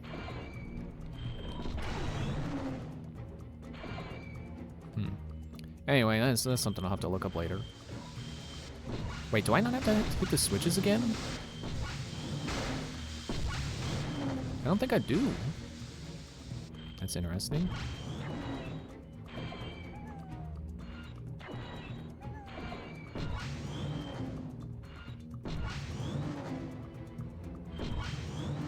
I can vaguely remember the masks on the ones I'm thinking of. I think that was wave 1.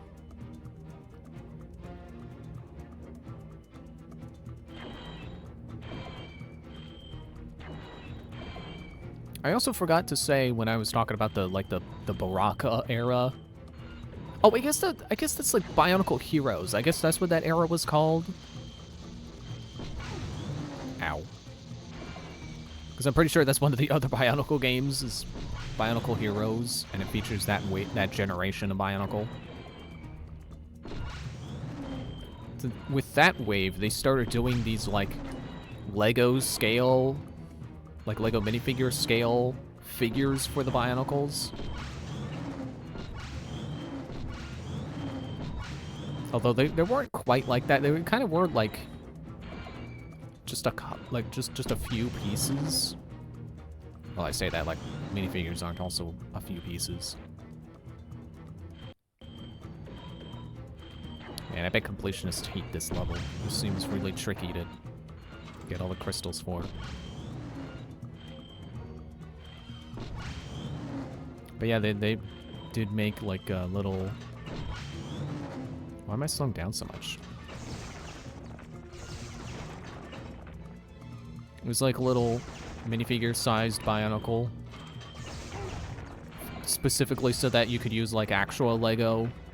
Well, not that Bionicle's any less Lego than any other, like, you know what I mean, Lego bricks to build like fortresses and stuff. Ow.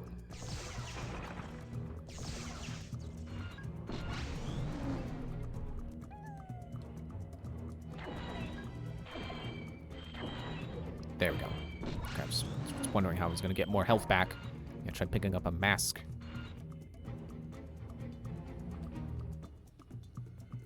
Okay, I thought we were done. I was going to be like, what? We're done?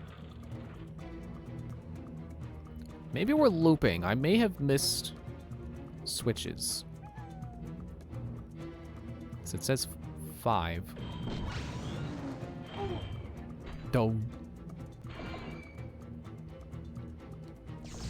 No, okay, this is a new part, I think.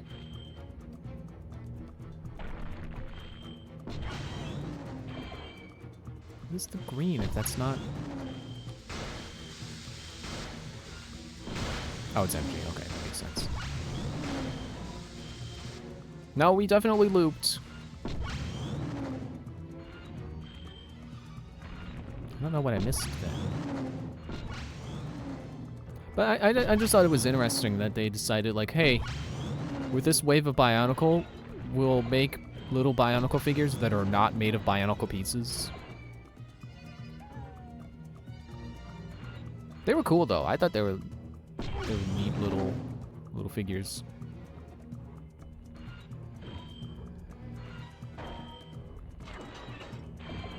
Oh, that wasn't how many I had left. That was how many I did in total.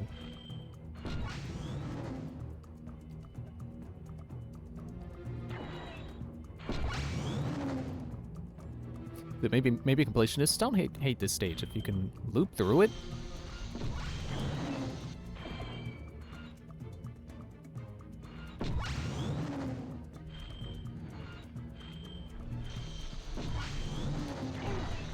But I pressed shoot.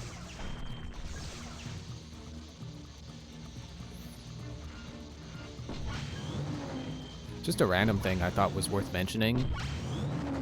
When I was doing the dishes earlier, I was listening to Slipknot, and I thought about starting with the song called Vermilion, and I ended up going with Diluted instead. But you know what was the last song I put on before I was completely done? Or I had it on shuffle, and you know what the last song that happened to come up was? Vermilion.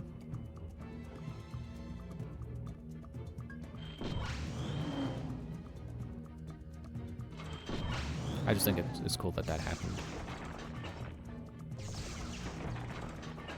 I guess it could have been cooler if it ended up being the second song to shuffle. You know, the first song to play after Diluted, but did I just fall forward? Like I fell as if gravity had shifted towards the direction I was facing? Now, question is, are the switches still flipped? Do I have, like, a collection screen? Oh, okay, not for the switches. Whee!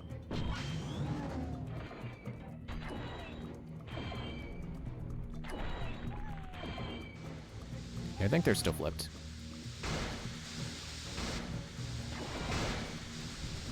Yeah, okay. I just need to survive till the end. Oh, speeding up is using my energy. Oh, that was that text box that I didn't read.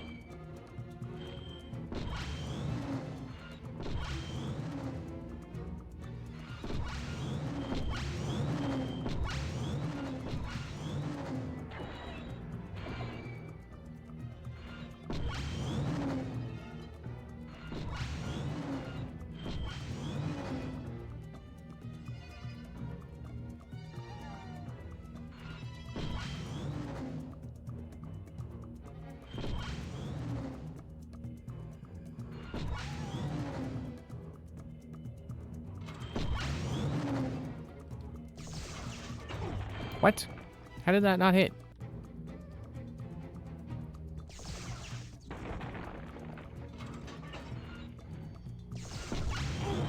Dude.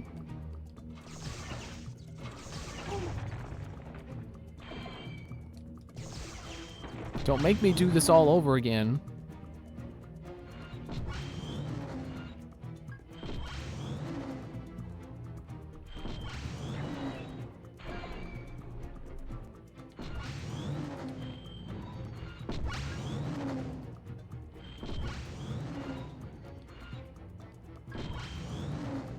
There.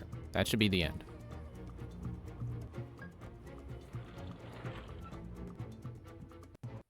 Onua, my friend! Gali wanted to warn you of creatures. Creatures like this! No, Kohatu. Brother? Your speed is needed elsewhere. Run and warn Tahu. It will give me great pleasure to deal with this. Let me give you a real Oluwahi look. So there's the Earth guy.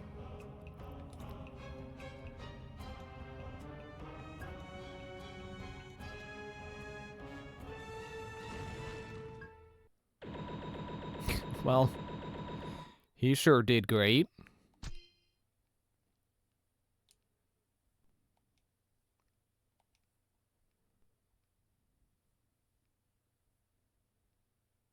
And if it's one level per Toa, then we're like halfway done. Over halfway done, because there's just this and then jungle. And that's every Toa having at least one stage.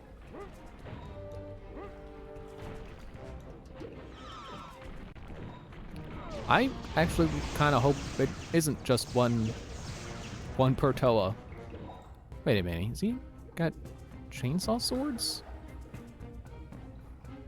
Is he the one who puts those on his feet? I thought that was the snow guy. Well, anyway.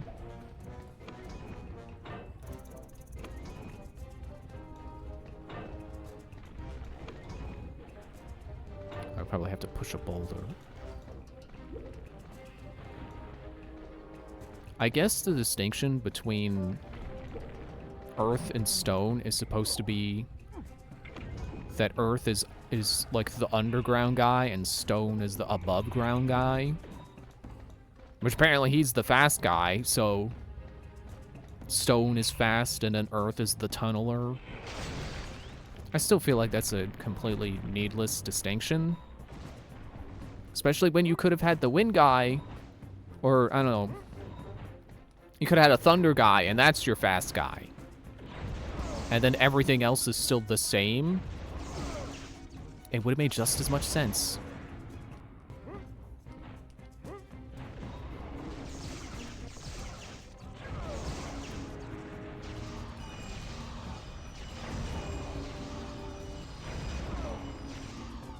Oh yeah, I guess I drew in the health power up. I was like, how did I get healed?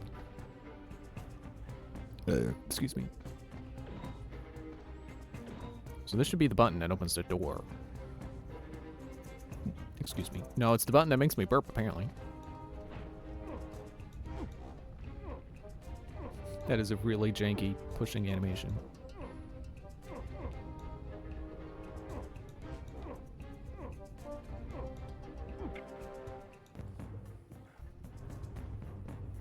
Part of me wants to say that when the Toa started being able to, you know, when they did the wave that could fly, part of me wants to say that there were only 3 Toa. If they each had their own, like, different method of flying, then I can remember, like I said, the jet guy who was green. I think there was someone who had propellers, and I want to. Well, I want to say that they were blue, but I also remember that the villain I had was blue, so maybe they only did 3 villains as well, and it's like 3 of them were one color, 3 of them were the other, or one set of colors, 3 of them were the other set.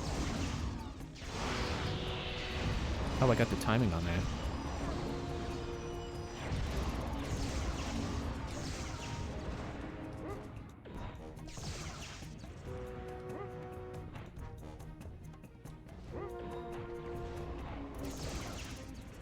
I guess I wouldn't mind too terribly if I beat this tonight, because I am kind of running out of Bionicle things to say. At this current moment in time, I don't even know that there is more I want to say, that I have to say.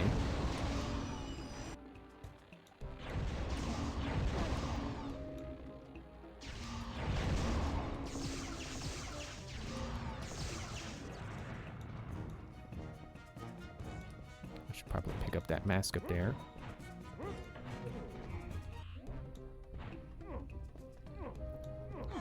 Dude, get out of here. Still kind of disappointing that they all just shoot bolts instead of attacking with their unique weapons. Like I would have hoped that each Toa would have a unique set of powers and not just they all attack by shooting lasers. You know, in a way, it is kind of more like each Toa is just a different stage, which is exactly what they're doing. Each Toa is a different stage, rather than a different character. They're all basically the same character, just doing a different stage, with a different gimmick to that stage.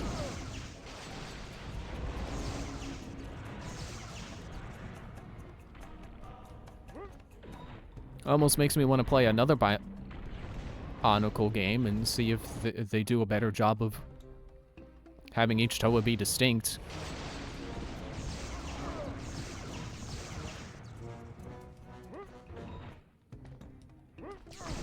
Get off my platform.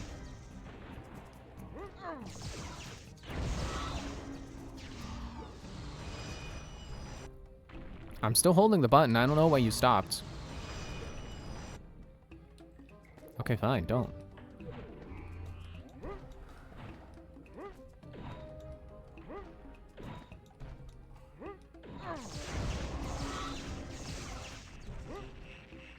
Oops.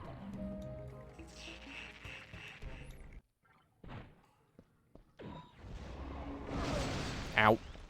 You would think I would remember.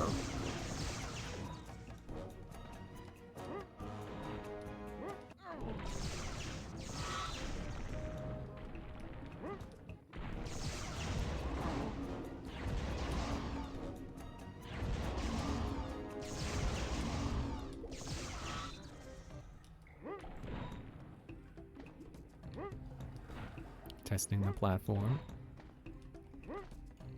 Oh, what?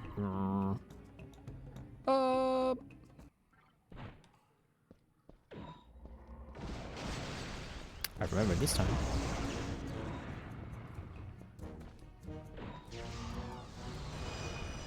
There. What?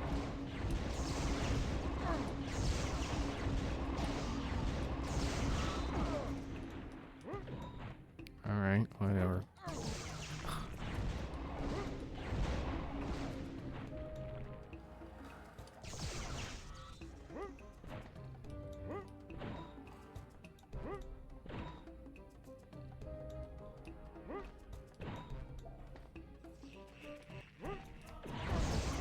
Don't face the wall.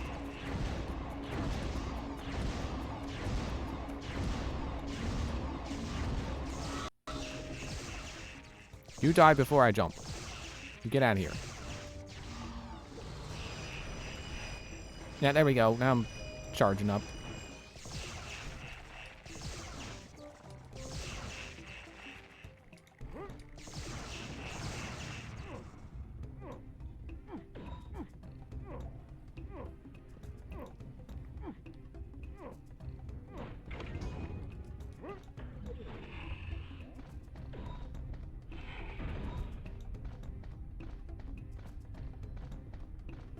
Yeah, I'm kind of out of things to talk about now. It's like trying to think anything else even Lego related I want to talk about. I don't even kind of already did that on another stream where I was talking about how like, oh, I want Alpha Team to come back. I want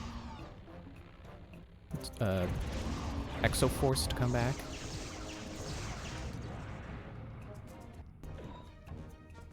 And as I was saying even earlier in the stream, it's like, well, everything is just, it's IP based now.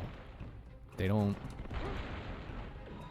it's like they don't want to take a risk on making their own IP anymore when they could just license Marvel and keep printing money that way. Can I get you to stop? You have a pattern. I think he does 2, and then that's when I go.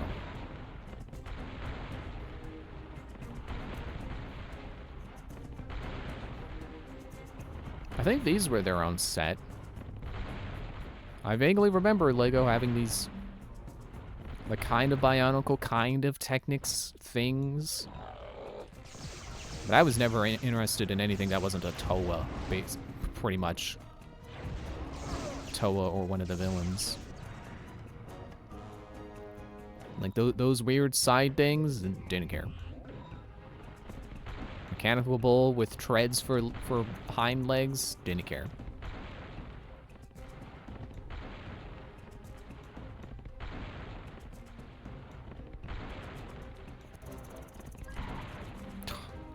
I hesitated. And that is why I died. I remember seeing this ghost video of like, it was filmed by this pair of brothers. And they had this big Lego room. And they started recording these videos where they would hear, like, Lego bricks shuffling around in the room when no one was there. And in one of the clips, when they went to investigate the room after hearing the parts shuffling around again, when they're in the room looking around, in the background, you can notice one of their Bionicle figures turn its head. Which, you know, is not a function. Bionicle can't, like, you can't build a Bionicle and like, motorize its head. I mean, there's probably some way you could do that, but they didn't. You know, you could look at that figure and tell, like, no, this is traditional Bionicle. There are no motorized parts involved here. And not saying that they couldn't have faked it any other way, but I just think it's interesting that you have this big Bionicle figure they made, and its head turns to look at them, and like it happened in the background, so it's not even like, I mean, I'm not saying like anything that happens in the background that people don't comment on during the video, like, are necessarily more true. But, you know, it definitely makes it feel less fake. The fact that they didn't go, wait, did you see that? I think the head just turned.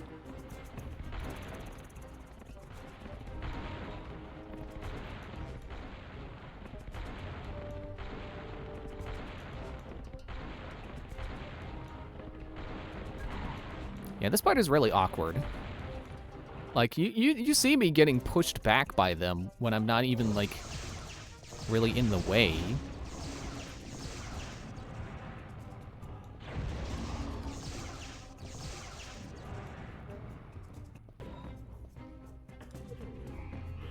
I don't suppose I could, like, shoot them.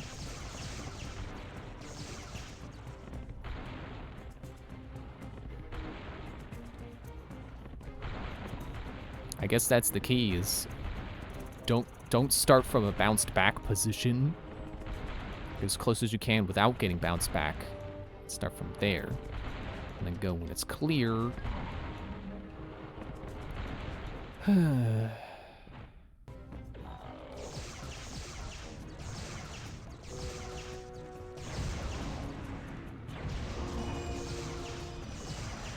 always really liked those, like, displays that, like there was a time where when Lego would show, you know, advertise their sets, they would, like, build, like have actual Lego backgrounds for them that were not part of the set, but, you know, really brought it to life.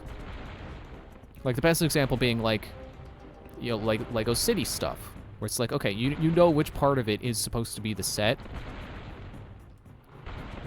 but then you also have, like, more Lego surrounding it, making it be a believable part of a little city.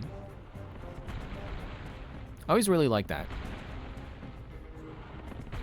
I don't know that I'm necessarily, like, a model town kind of person, or, like, you know, miniature town kind of deal, like the guy from Beetlejuice. But I guess he was an architect. He had a reason for that, I think. But definitely Lego cities. People who have, like, these big Lego city setups, jealous of those. Those are so cool. Bonus points if they got a working train.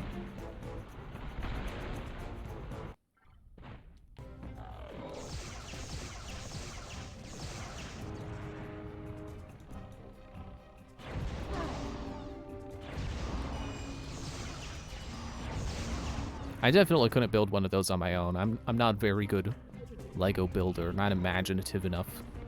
Not good enough with the medium of Lego.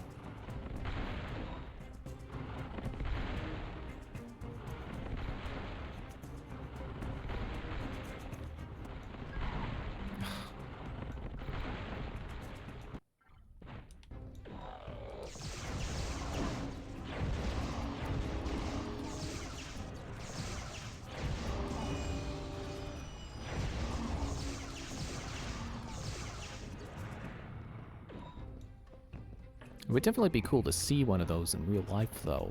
You know, to visit someone who has one of those cities set up. Can I blast you? I would really like to blow you up.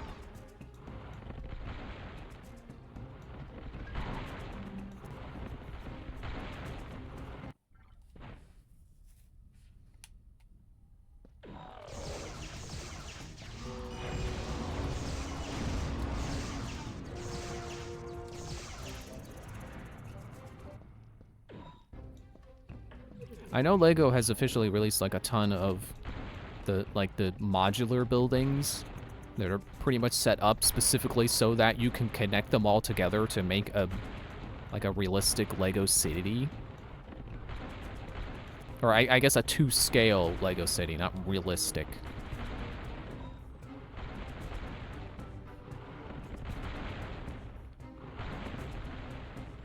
But, you know, those are the more expensive sets. And I remember when they first started doing them, and I wanted them. I wanted, like, the first few that they did, but, you know, big, expensive sets. Never got one.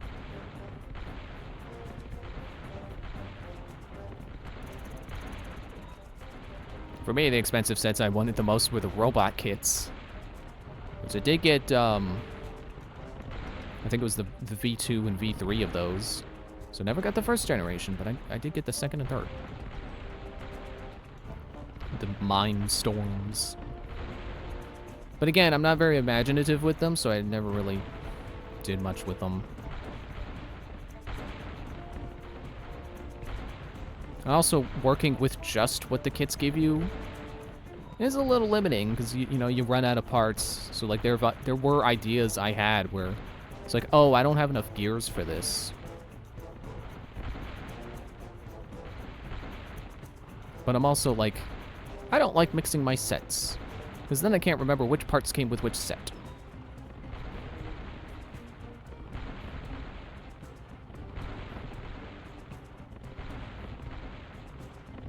There, finally.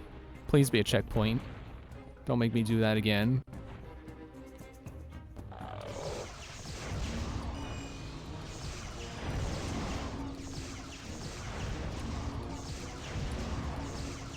I always really wanted to make like a robot that could walk on its own.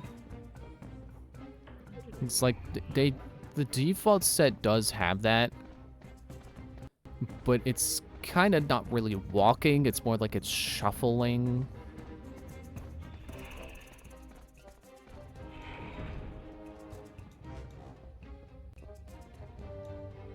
But, you know, building a robot that can walk on its own 2 feet, it's difficult. I'm not saying you can't do it with the Lego kits, but you definitely need more than one of them.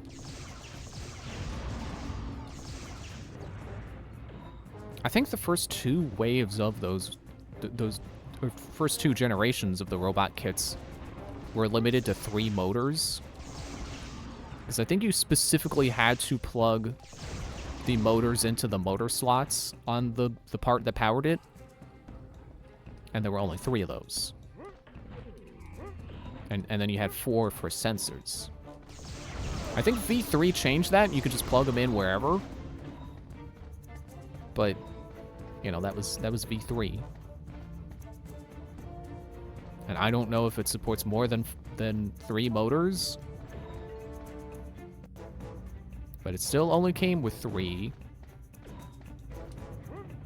And I think V3 even, like, instead of coming with 3 of the same type of motor, I think they made it where it came with 2, like, basically wheel motors, and then 1 propeller motor. You know, the best way I can describe the position of the spinning piece. Do I jump down from here? Or jump over? Okay, I think I see.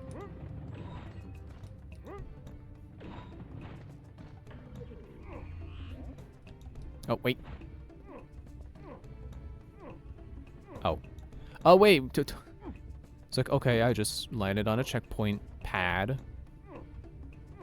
No, it's the button. I'm glad they didn't let me push that rock off. I would have soft locked myself. Would have been a rock soft lock.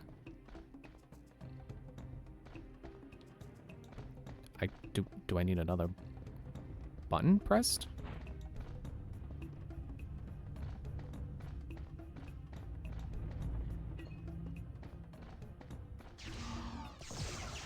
Hello?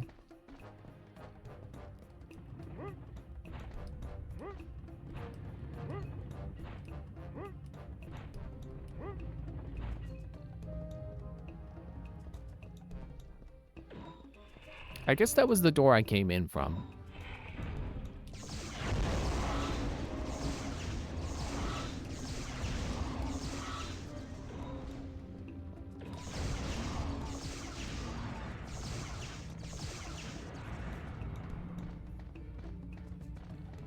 I do still like this combat. I just wish there was more depth to it. Instead of just, you know, getting energy from either charging or from catching it and then shooting back. Like you're either shooting or you're defending. There's no real strategy to it. Excuse me. Is that my mask?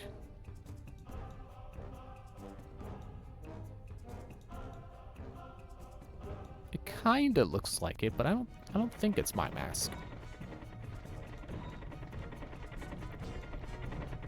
Oh, it's that guy. I forgot I was chasing him.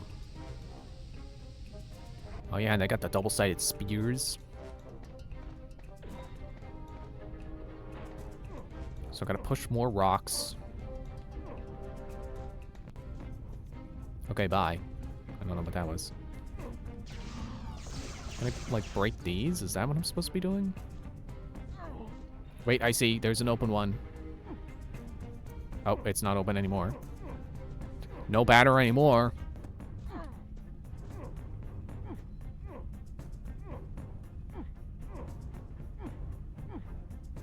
It's hard to convey just how slippery this rock is.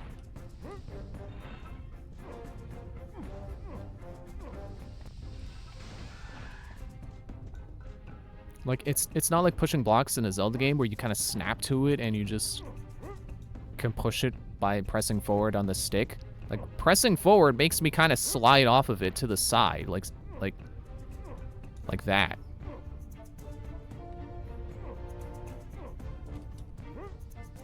It's, I think the thing is just that they didn't program you to snap to the rock. Don't close with the rock that close.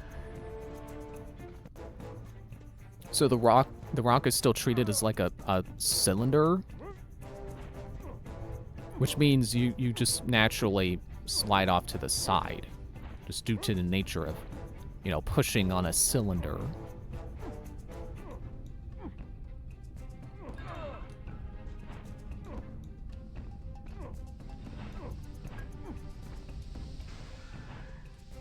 Okay, I see a mask. I gotta go grab it.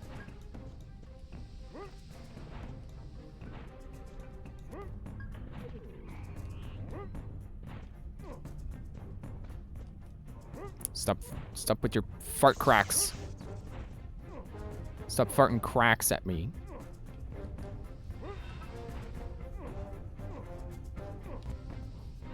Get in there.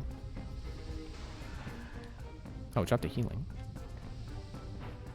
I didn't need it, but it wasn't gonna go away anyway, so I picked it up anyway.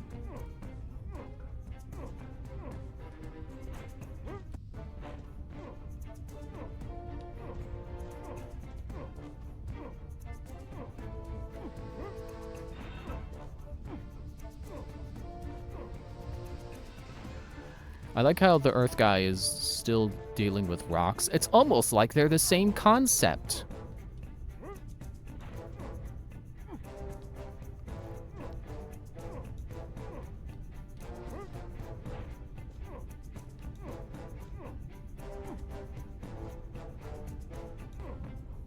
If I'm remembering right about the first wave of Bionicle having the little twisted knob to make their arms move function, then I guess that would have meant that the Earth guy's function was like to move his arms like he's digging. So again, I guess that's the distinction they were going for, is that Rock guy kicks rocks and runs fast. Earth guy tunnels. Deepwood.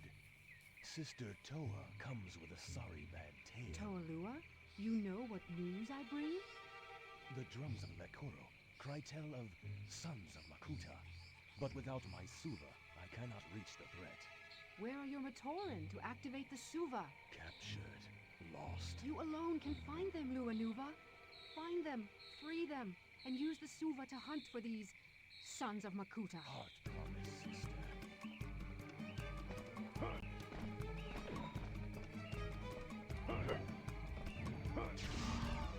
Okay, I'm wondering if I can glide now or if I have to hit specific parts to do it. I was going green for a moment. It made me think I was like doing a charge shot.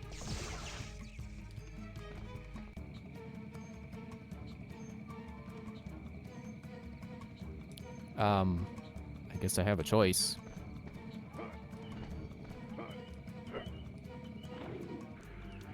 Oh, never mind. It's going this way.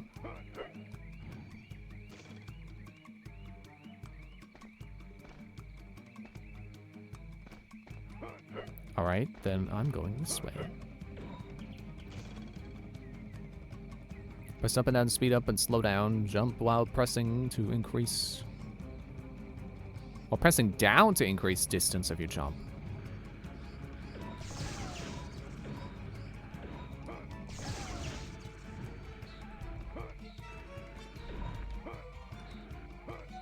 Up. Bye.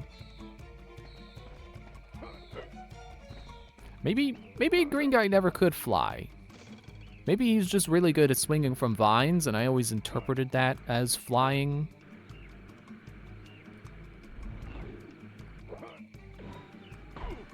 Oops.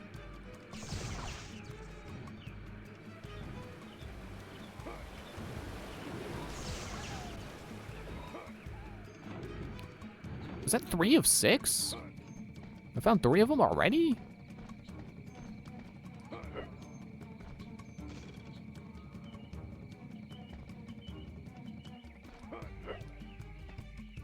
Well, the fireflies are no longer lighting up this way, so I guess that means I got everyone over there.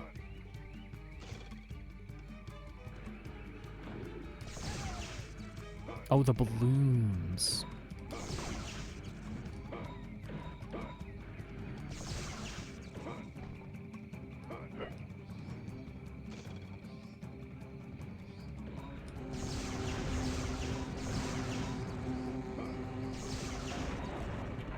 I guess I never really elaborated on what this aesthetic even is that I like. That this and Jak and Daxter both do. It's like this, you know, kind of tropical, kind of a little steampunk. It's like they have tribes, but they're also like kind of advanced.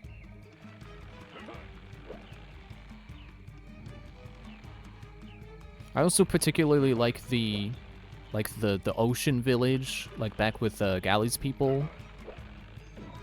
I feel like that was kind of a big thing back then that you don't really see as much now.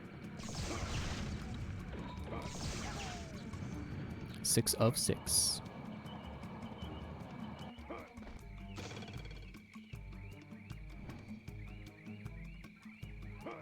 And there's, you know, the also kind of like ancient ruins a little bit.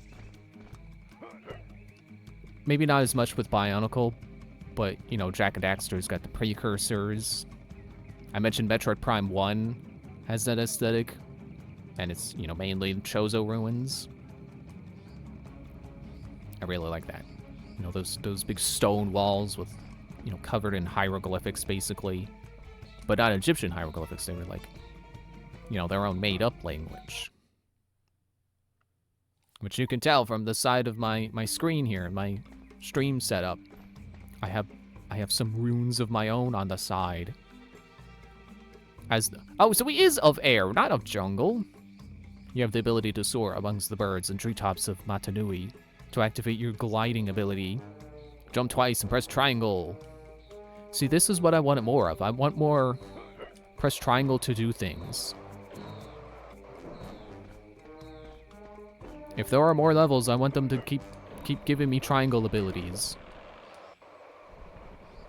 Do I even have to stop? Oh, okay, runs out.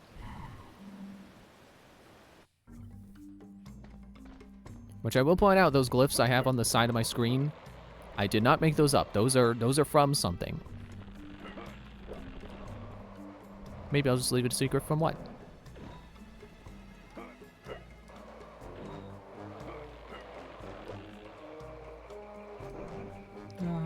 Oh, okay, Fallen Pillar. I just remembered, I want to play Star Fox Zero, or not Zero, Adventures. The other one Star Fox fans hate. Because that's also got some of the similar aesthetics going on with its Dino Village stuff. I mean, it's one of the things I think of when I think like, oh yeah, that, you know, jungle, island, ocean village stuff was kind of common back then. And now you just don't see it anymore.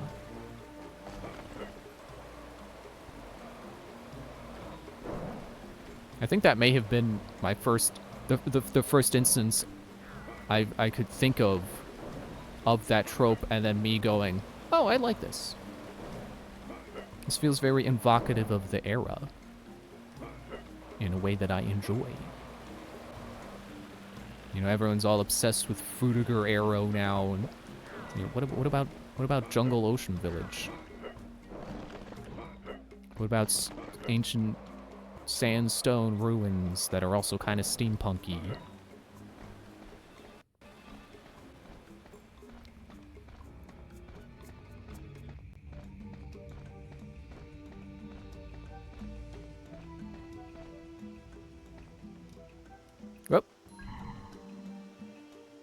I did it.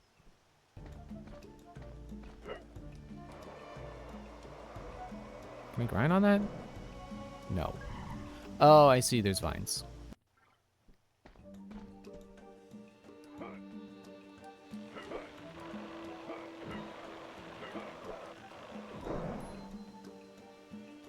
Oh, am I supposed to go that way? Excuse me.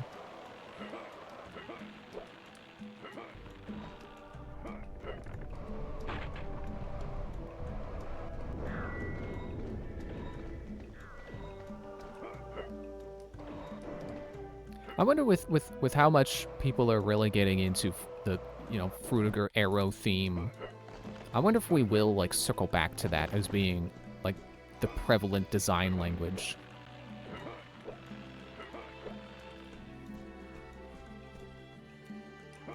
You know, they say, like, oh, we shifted to simplicity because simplicity is, you know, very readable. It makes it easy to understand. But, like, I'm sure there's a middle ground. I'm sure it's not as black and white as, like, oh, if you do Fruitiger Arrow style icons for things, no one's gonna know what it is. Am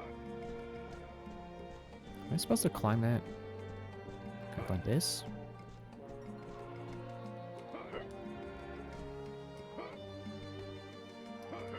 Oh, wait.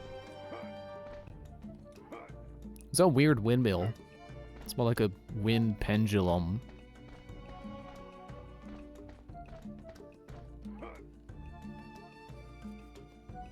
And a balloon elevator. Oh. There's another one.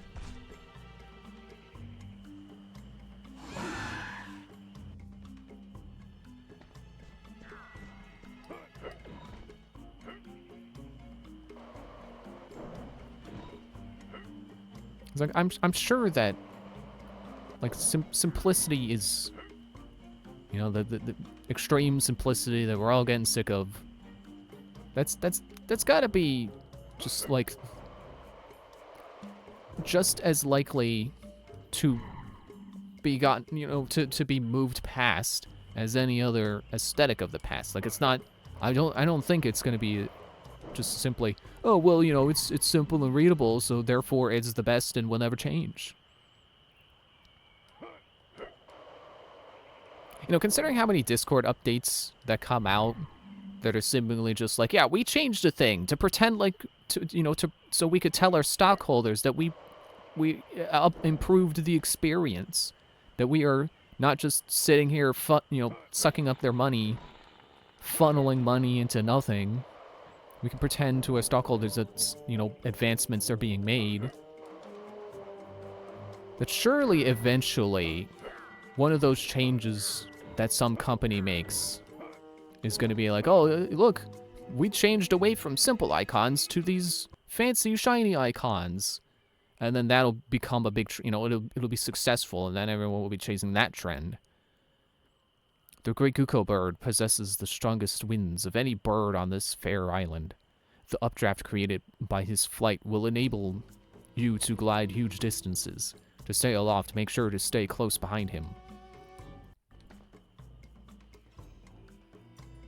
Okay, go. Go. Go. Go. Whoa, okay, no, oh, you can't just turn like that right away. I don't know where you're going. You can't just make me do the lead and then zoom off in front of me and take a sharp turn that causes me to die. I guess the idea is the crystals are my guidance. Oh, not guide enough.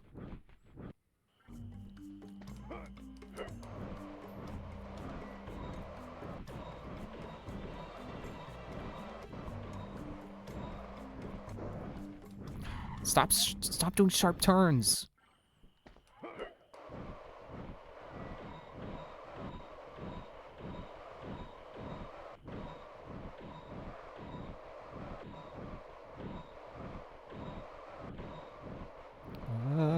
Stay in the draft.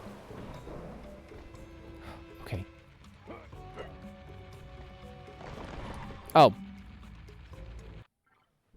Good, that's a checkpoint.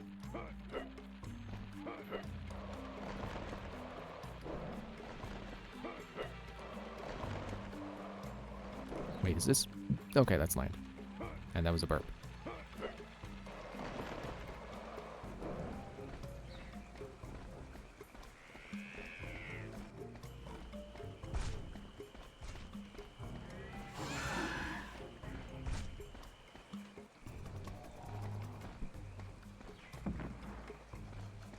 Okay.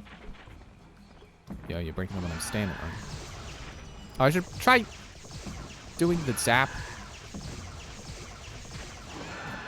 Gotcha. That was easy. That was way too easy. After it took like 10 minutes to do the last one of those guys with the Earth Toa, and then I beat this one in like 10 seconds. Doesn't feel right. And now one of them turns to the gold guy, and then we fight the final boss, right? The mask I found was the Mask of Light. The Turaga sent me on a quest to find the 7th Toa. 7th Toa? A Toa of Light. Only the 7th Toa can wear the mask. And where is the 7th Toa? I don't know. And now I've lost the mask to those creatures, and they're heading to destroy the Koro. The Turaga say they are Rakshi, the sons of the Makuta, deadliest of foes. Makuta. Brother, see the Chronicler to safety. I will deal with the Rakshi. Oh, okay. So I guess we got another 5 stage.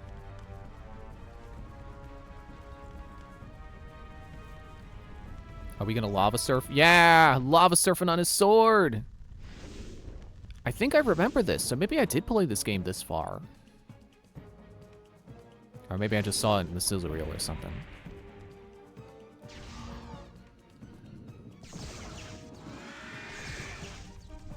Oh, I'm racing him.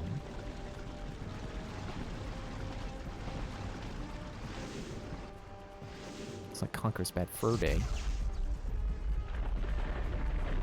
Except, you know, not, because that game is not kind, to say the least.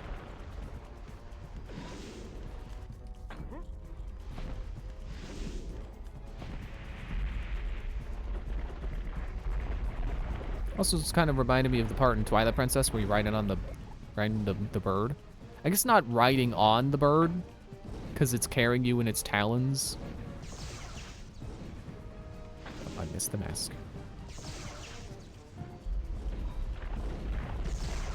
Ow.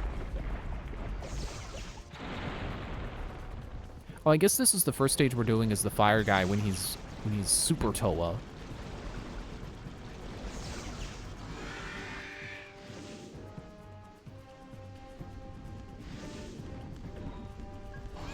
Hey, don't do that.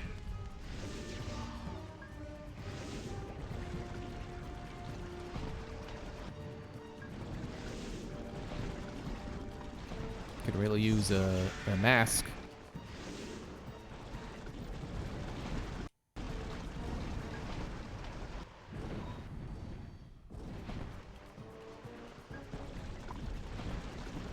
I can't remember if this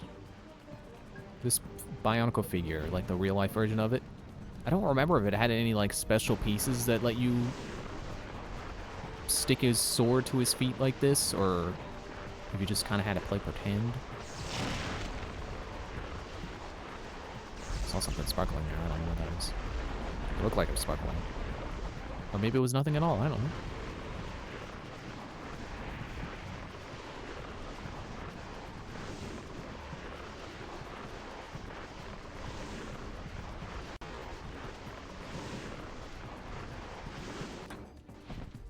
Not the direction I wanted to go in. Okay, but stop. Stop in the walls. Whoa. Did you see that? It's like he jumped out of nowhere, fell through the floor, and then a new one spawned, and then that one fell through the floor.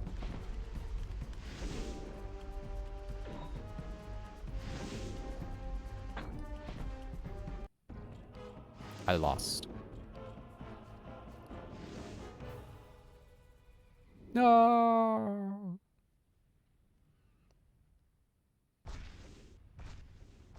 You stole the light mask. No. The mask I found was the Mask of Light. Okay, we don't need that again.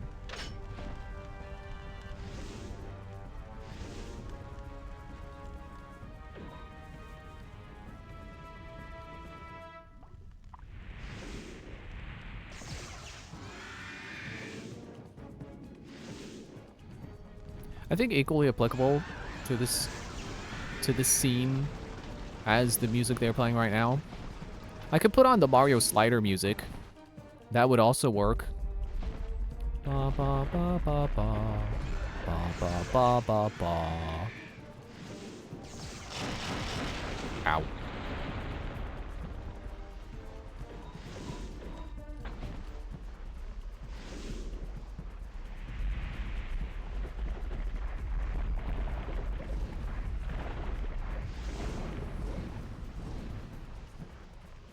Go for that one because it just came down. Yeah, there. I avoided getting smashed.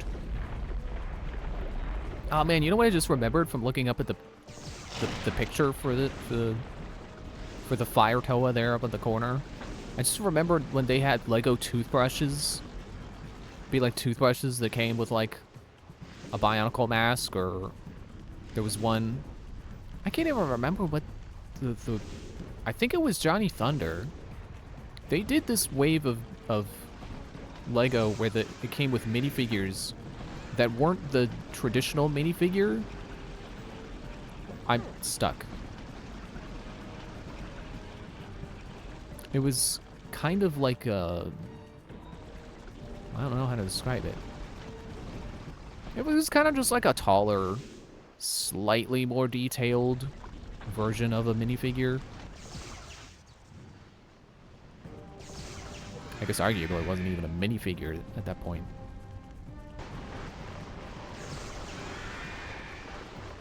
Did you know that the term minifigure comes from the fact that they used to have full-sized figures? And the minifigures were just miniature figures.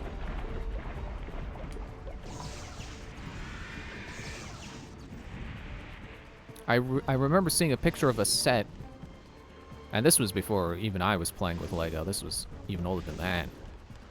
There was a set that it was like a family set, and the baby was a minifigure. That's how big the parent figures were.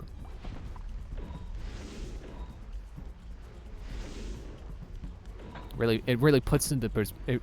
Seeing that picture really made me understand, like, oh, okay, that's why they're minifigures.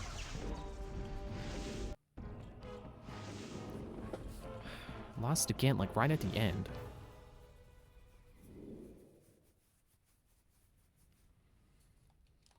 Okay, I don't need to see this again. Let me skip the intro, but not the you lose cutscene. The mask item.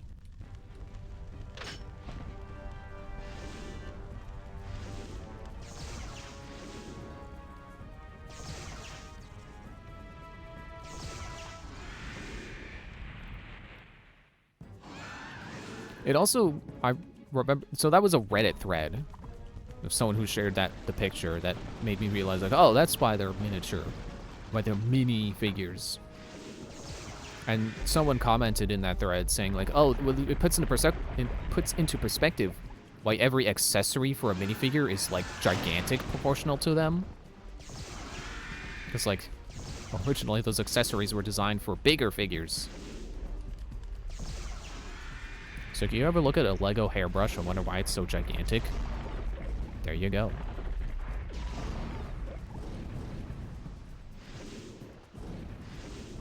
This part kind of reminds me of one of my favorite Skylander Supercharged racing stages.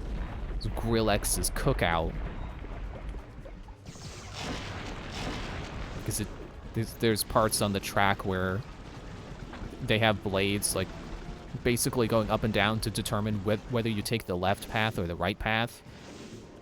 And if you time it wrong, you get hit by the blade and you take damage.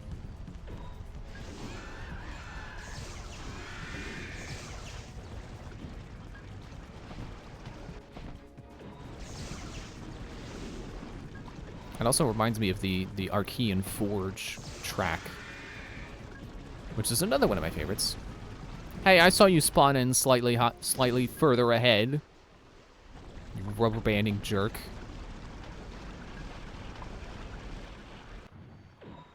I don't remember if the Archean Forge had, like, you know, smashers like that. I was gonna say fists. I can just say smashers. But it does feel like the kind of obstacle they would have had in an Archean Forge themed place.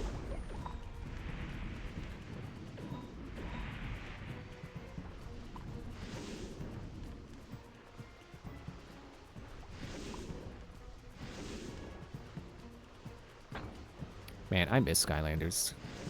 Skylanders is great.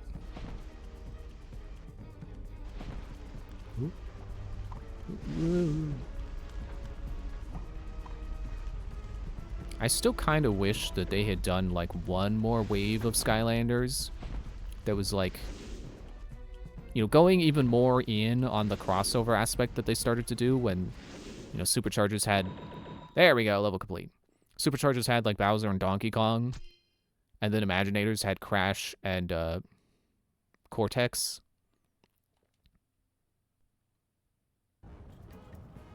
I'll let the cutscene play out, but then I'll finish the thought. That just blew up.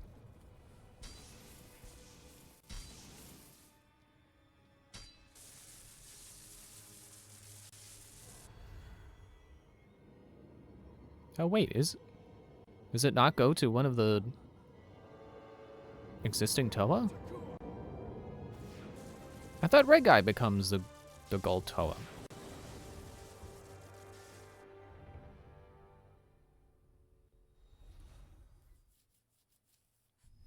Well, there we go. A twist even I didn't see coming.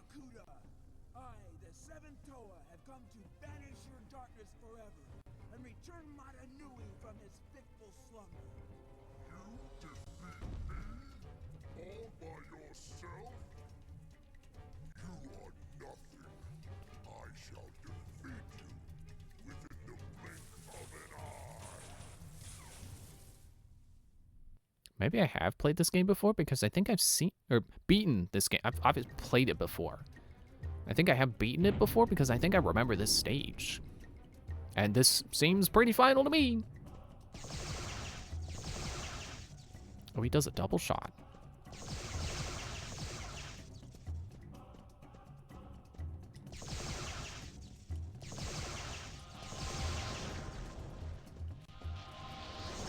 Excuse me.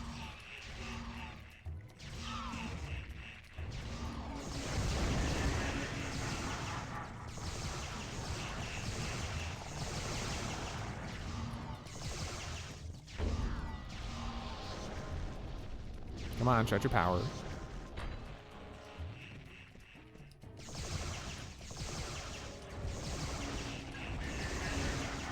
Oh wait, it's constantly filling.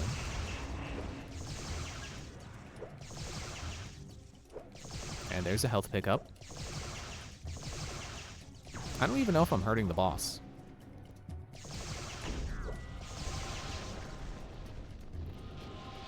Okay, what? I said I'd finish my thought, but I don't even remember what thought I was on. Skylanders, right. I did remember. It just took me a second. I thought it would have been really cool if they had done a wave that like tied back into Spyro even more and made like more Spyro characters playable. It's like I could totally see them having like all those, like all the playable characters from Spyro 3. You know, like what was the Yeti's name? Was it Bentley? Or am I just still stuck on Sly Cooper?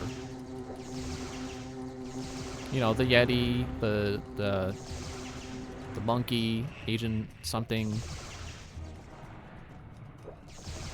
and Sergeant Bird.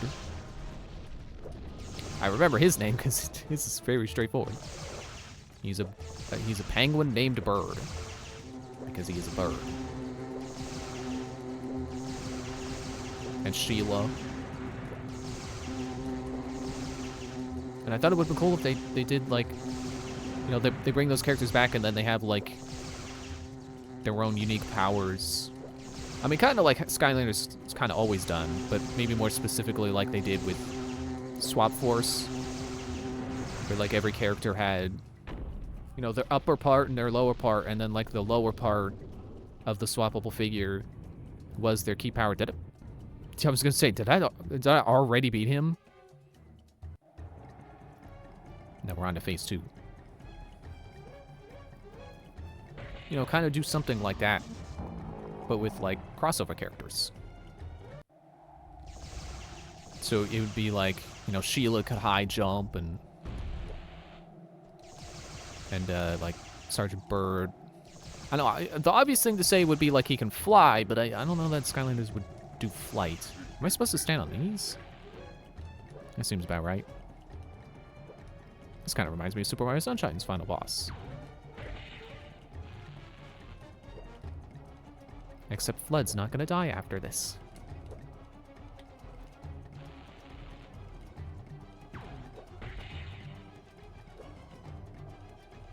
It is actually a little surprising that they didn't bring back more Spyro characters with like Imaginators. To be like, you know, to be senseis. Because that was basically weapon-based. And they could have, you know, they could have brought back Hunter and he could have been a bow sensei. Sergeant Bird could have been like a rocket, a bazooka guy. Oh, I don't know how I survived that. Am I supposed to like charge my energy on these or? There we go. Figured it out. He's Ganondorf.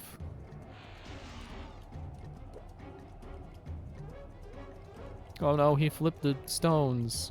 No. I'll just flip them right back.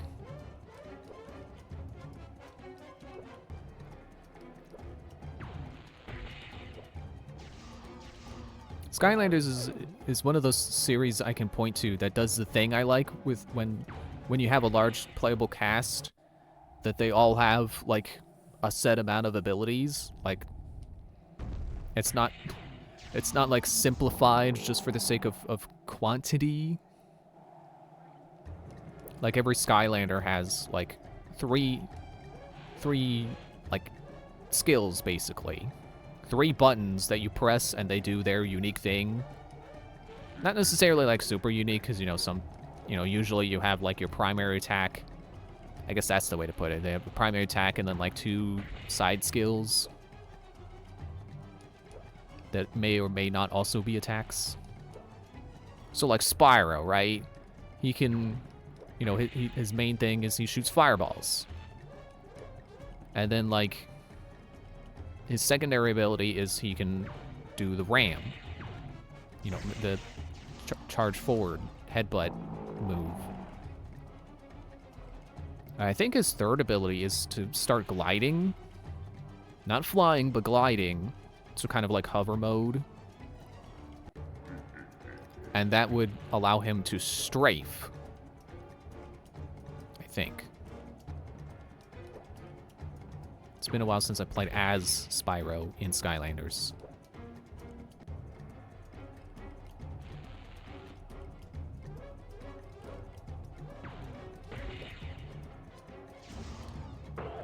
Oh yeah, one more because he's got his shield up. That's why I gotta flip these.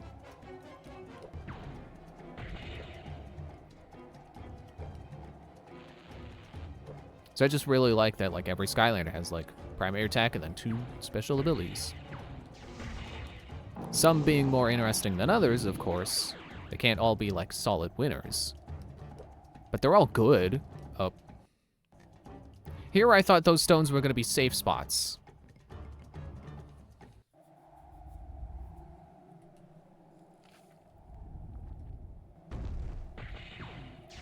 You know, some of my favorite Skylanders are the ones that are a little more complex than just having the 3 buttons.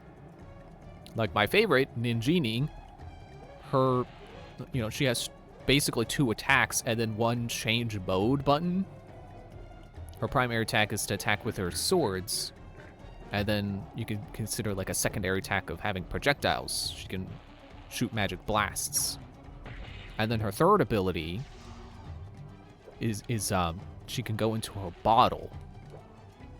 And in the bottle, I think you have to buy these upgrades first, but the bottle gets 2 projectile moves of its own, or 2 different attacks of its own. They're not. One is firing bottle rockets, haha, and then the other is like a magical, like AoE spray attack that like circles around.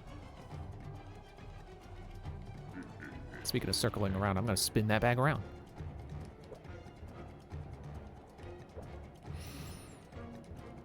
And another one of my favorites is Pop Fizz. And his thing is that he's a potion guy.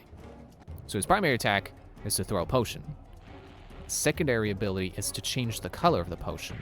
And it changes the effect of the potion. So he's got like a red potion that is like I think it leaves like scorched ground or pillars of fire or something like that. And I think one was green that was acid. Maybe that was the one that left a scorched earth.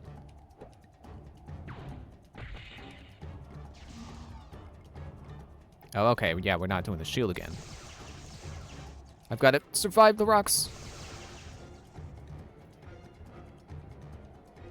And then his third one was a purple potion that would summon little minions. And then so you got those two abilities, and then he has one more move where he transforms. He drinks the potion to transform into beast mode, and then that gets its own like its primary attack is like the claw swipe. I forget if the secondary ability for beast mode is specifically like a special effect based on what potion you drink, or if it is like a unique move that gets augmented later by the upgrade that makes the color of the potion you drink matter. But either way, it's complex in a cool way.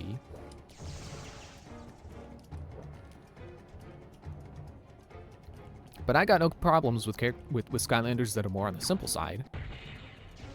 Like, I like Stealth Elf. She's like, you know, primary attack with her swords. And then she can turn invisible. I think the third move is to leave a decoy, or is... No, I think that happens when you turn invisible. That's like a upgrade to that. Come on, hit him.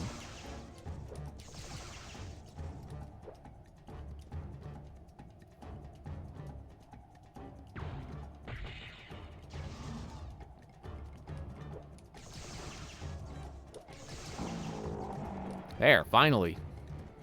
One hit.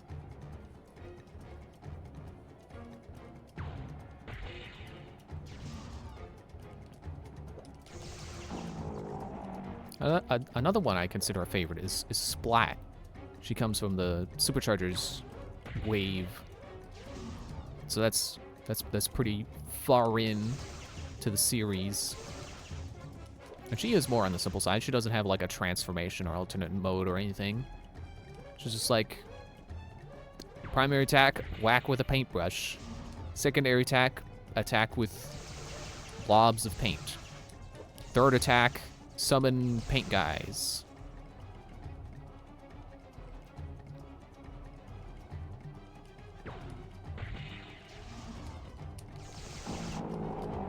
There we go. What did was I supposed to be like close? Was that what I was doing wrong? I was too far away.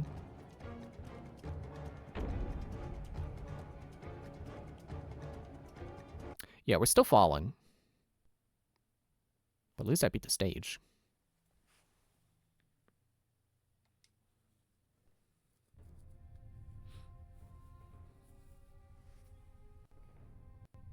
Let's take a closer look at your shadows.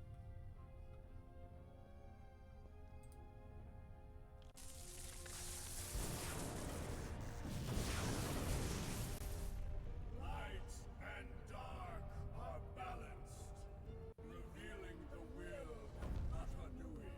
Perpetual darkness has been exiled from our lands. Let us awaken the Great Spirit.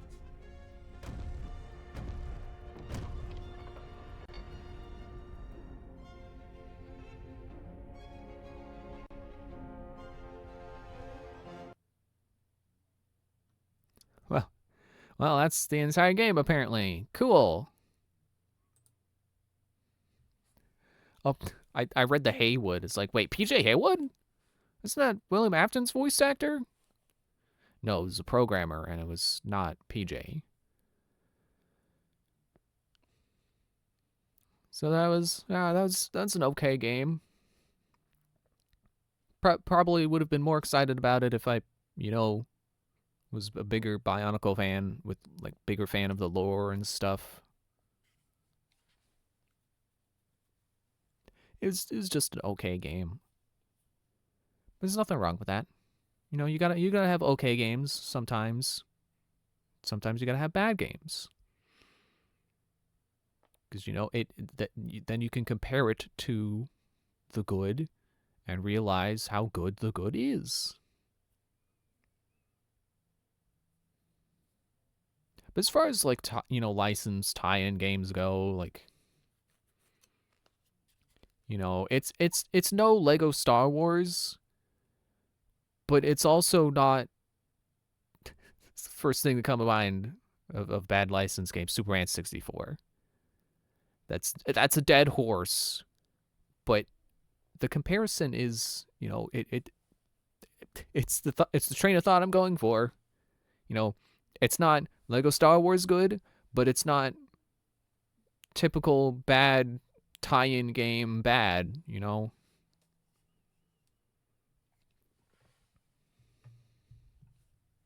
There really isn't any music playing right now. Wow.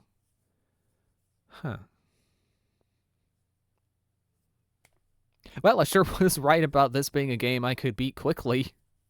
I just didn't think it was going to be 8 stages long.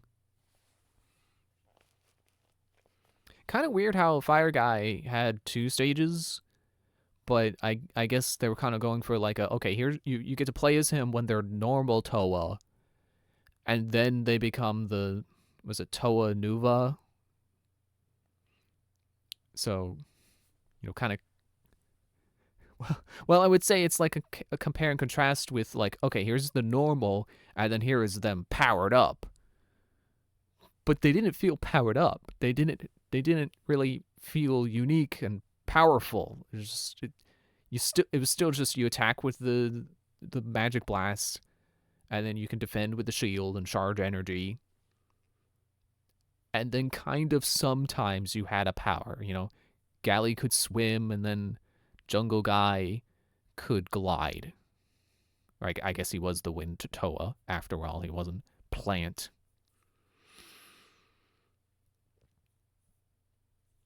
I wonder if they were to reboot Bionicle, I wonder if they would change the elements or if they would stick to the original set. I think I want to say that Lego would change the elements to make them more distinct, not just getting rid of the earth and stone distinction and just make them one, but also I could see them wanting to add plant as a new element, because now that they have so many more different like unique styles of pieces than they did when Bionicle originally came out.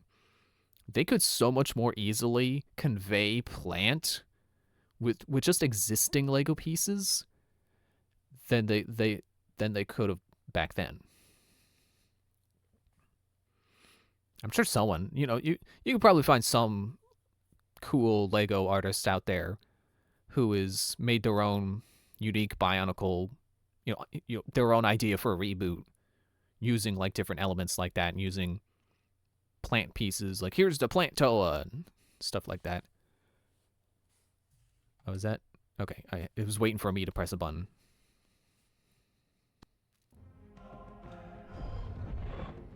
Extras, hang on, wait, what are the, okay, options.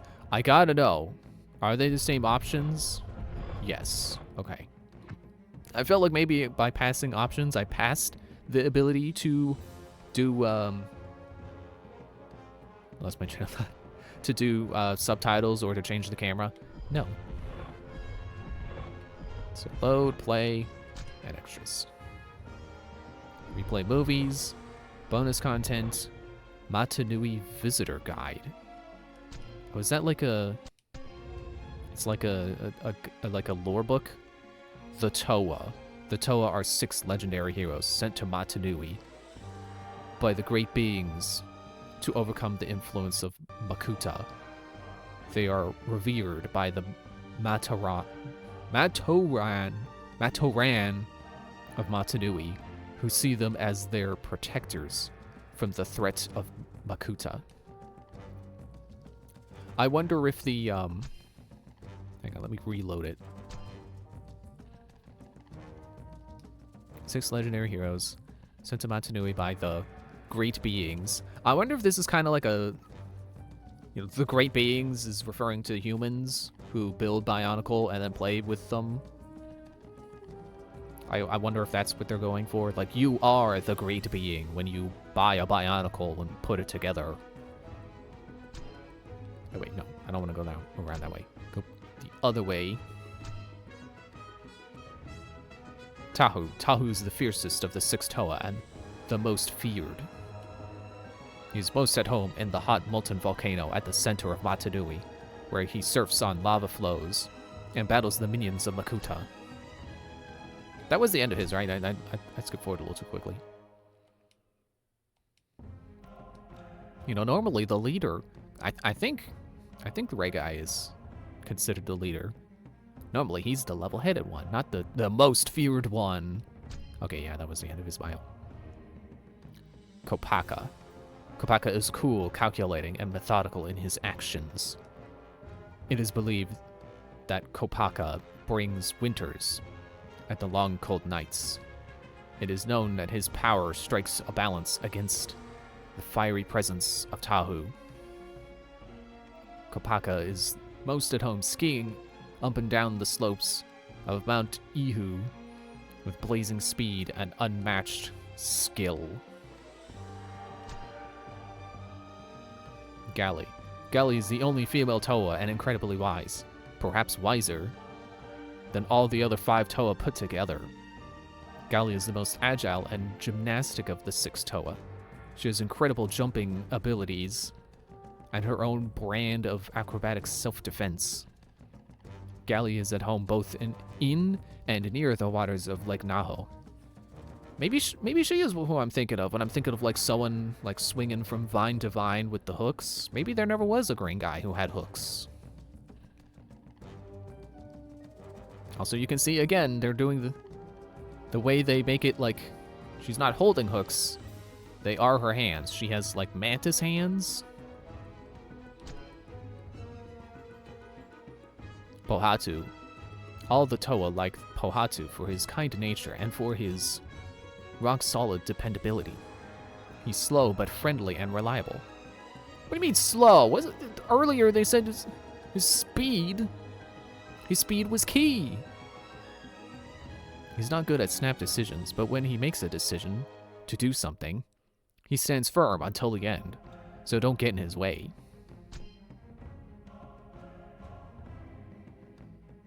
Onua. He is the Toa of Earth. He has the Kanohi Pakari, which gives him incredible strength to be able to push massive weights and dig through hard-packed earth. Nothing about his personality, though. Lua. Lua is supremely competent with aerial activities. He glides through the air with ease while jumping from tree to tree. Lua prefers to inhabit the treetops because his skills are slightly less potent when grounded. Takanuva.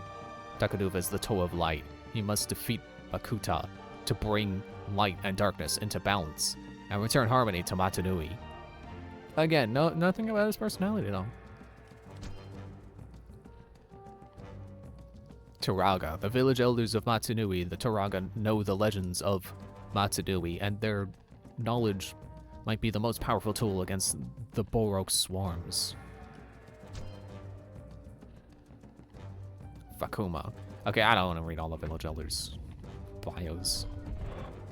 Locations. The Rahi. Oh, I guess that's like the creatures.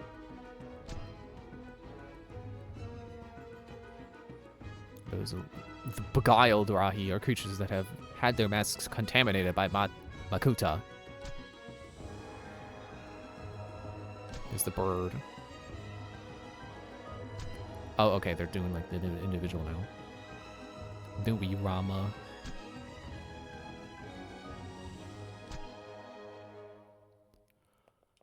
Yeah, okay. I'm a little tired. Borok. It is said that the Borok sleep an eternal sleep, waiting to hatch. Once awakened, the swarms are unstoppable. They are a force so powerful they can reduce mountains to rubble and turn life-giving rivers dry as the desert sands. The Borok swarm won't stop, not until all that is known of Matanui is gone.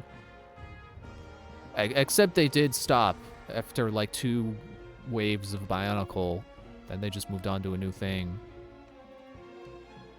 I guess they went back to sleep. No, okay, I don't need bios on all of the... Yeah. Wait, was this like a special one then? Borokal are an elite Borok squad.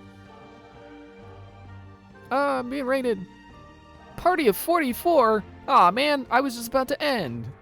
But I'll run countermeasures anyway, and I'll keep reading some bios for a few minutes here.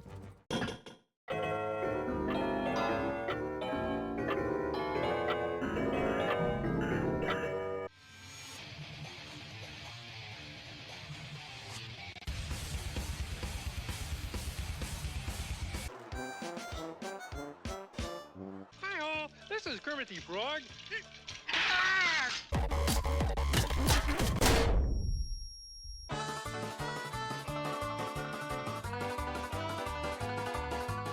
You know what to do, right, Jojo? Sure, of course I do.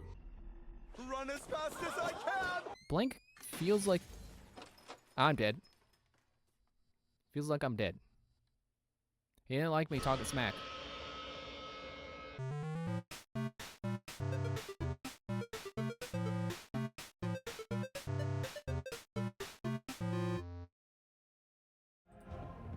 That is the first time I've gotten to use those new countermeasures, so thank you for that. I really like that, the new mix I did for that. Anyway, I was reading the bios of all these Bionicle here, because I just beat the game, and I'm like, oh, let's look at the extras menu. So Borokal. The Borokal are an elite Borok squad. They have awesome powers above and beyond anything that the Borok possess. Even though the regular Borok can make rivers run dry and can plow through mountains or something, these guys are even stronger than that, yeah! Rakshi. Makuta has unleashed his 6th Rakshi on Matanui. These sons of Makuta have awesome power and only one goal: to seek out the Herald of the 7th Toa and capture the Mask of Light. Only the Toa Nuva can stand in their way. And Makuta, the big bad himself. Makuta is the dark enemy of all that is good on Matanui. He has cast his long shadow over the island paradise, infecting creatures from all Wahi of the island. He is the dark spirit that controls the Rahi and seeks to rule the island of Matanui. And then apparently the way to beat him is to just put the Mask of Light on him, even though the Mask of Light can only go on the chosen 7th Toa? That... I like the twist, but it's also like... It kind of contradicts itself with like, you know, only the chosen one can wear it, but then the chosen one just put it on someone else? I guess that's allowed? And then back to Borok. Information. History. I'm not reading through all that. That is an expedition dump. My stones are mined by... Oh no, tired of trying to read these words. The Toa must collect them. We won't tell you why, because there's no shop or anything. They just exist to pick them up. A Volosphere. Or, sorry, a Mana Volosphere. Balls of health energy. They are discharged from Rahi or Borok upon their defeat. that are created from the last part of dark energy that exists in the creature as it is transformed into good.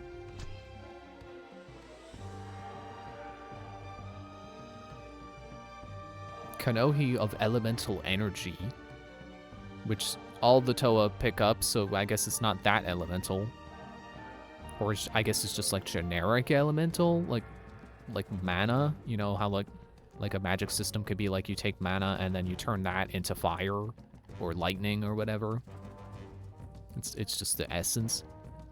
The elemental energy has special properties to be able to increase the amount of elemental energy that can be channeled by the Toa. They are a shared resource between the Toa. Wait, so were they not restoring energy? They were increasing my energy? Then why weren't those a marked collectible? Dark cage. I don't need a bio for the cage. Canisters. Canisters are used to hold all sorts of goodies. The Toa can hit them with elemental energy to reveal their contents. However, beware! In all caps. Some of them have evil Rahi inside. Did they? I don't know that I opened one that had Rahi inside. Hit switches. I wonder how you work with those. You probably hit them.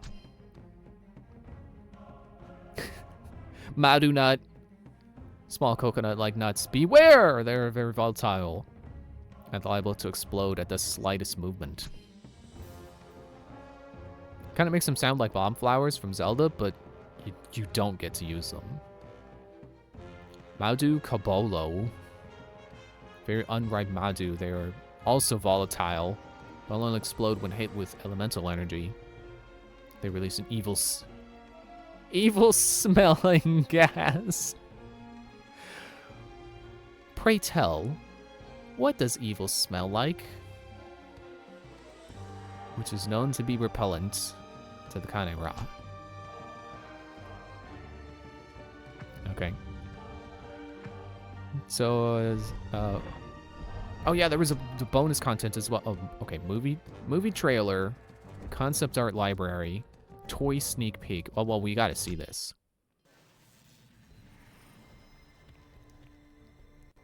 Oh, so were these figures not even out yet? This would have been like part of their debut, is being in this game, and then the set's released? That's interesting. One guy's flying, apparently. I still don't really like how similar they are to each other. I think they look cool, but like having just one of them is enough. It doesn't seem like the kind of thing that's worth it to collect all of. Toa Evolution movie. Concept art library. The story of the new tool. Tool? Oh, the Lightstones were unlocking things. Does that mean I don't have all of... Voice crack. Does that mean I don't have all of these? Ah, no! Oh, well, I got concept art library too. That's good.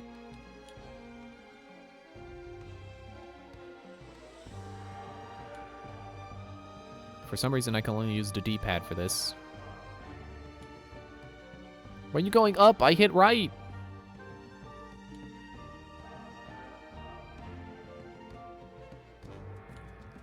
It's actually really cool to think that all that is hand-drawn.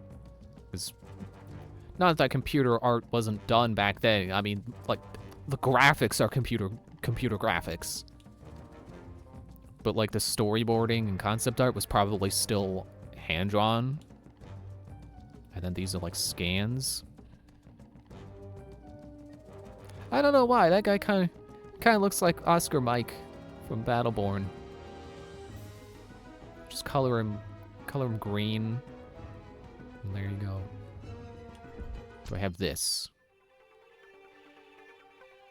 Okay, yeah, so that's the Wave 1 figure. No, never mind. It's the Wave 2. Oh yeah, he got the double swords when he became the Mata, or the Toa Nuva. And that was so that you could put them together and they'd be a surfboard. And then I guess that's the video game counterpart of him.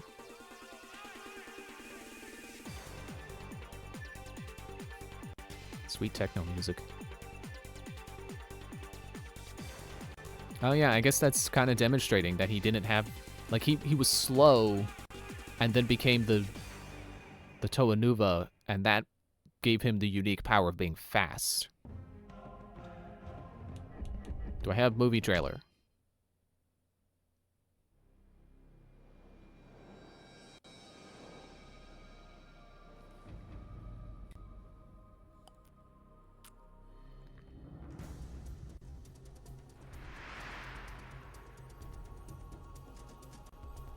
Shouldn't have touched that straight out of lava. That's still hot. Then again, you probably shouldn't be anywhere close to lava at all, because it's very hot. It's like don't they say, like, if you fell into a volcano, you would die from the heat before you even touched lava? Because it's just that hot. Maybe not fell in, but if you were to slowly, you know, climb in, it's like you wouldn't have to worry about the lava because you would die from the heat before then. Okay, this is nothing that I'm doing here. Oh wait. No, not that. If I do play game, continue. Okay, yeah. So this is how they sneak the extra stages past you. So this is stage 1. And then, you know, stage 2, stage 3, and so on. So you play as the Toa in order, but then, surprise, mask on the wall, extra stage, and then the final boss. So they were a little sneaky with it. Okay. My throat is getting scratchy, so then I guess it's kind of good I'm ending right now. But yeah, that's it. Thanks for watching. And thank you again for the raid. Oboshu Games. I really gotta change the font, make it a little bigger. Oh yeah, Oboshu Game. I'm just a little dyslexic, a little nearsighted enough that the text is a little too small for me on my screen. I should make it a little bigger. But yeah, thank you again for the raid. Gonna be streaming more on Monday, and I will be playing. I'll do Metal Arms. I was between that and this, and I chose this because I knew it'd be short, and then apparently just one stream. So that's kind of funny. But yeah, so next time we'll be doing Metal Arms, and I'll play it all the way. Well, not in one sitting. I don't usually do that. This is a first for me, beating a game in one sitting. But yeah, Metal Arms. We'll be doing that Monday, Wednesday, Friday, 7:30 Eastern time-ish. I'm usually a little late, but so thanks for watching. See you then. Bye.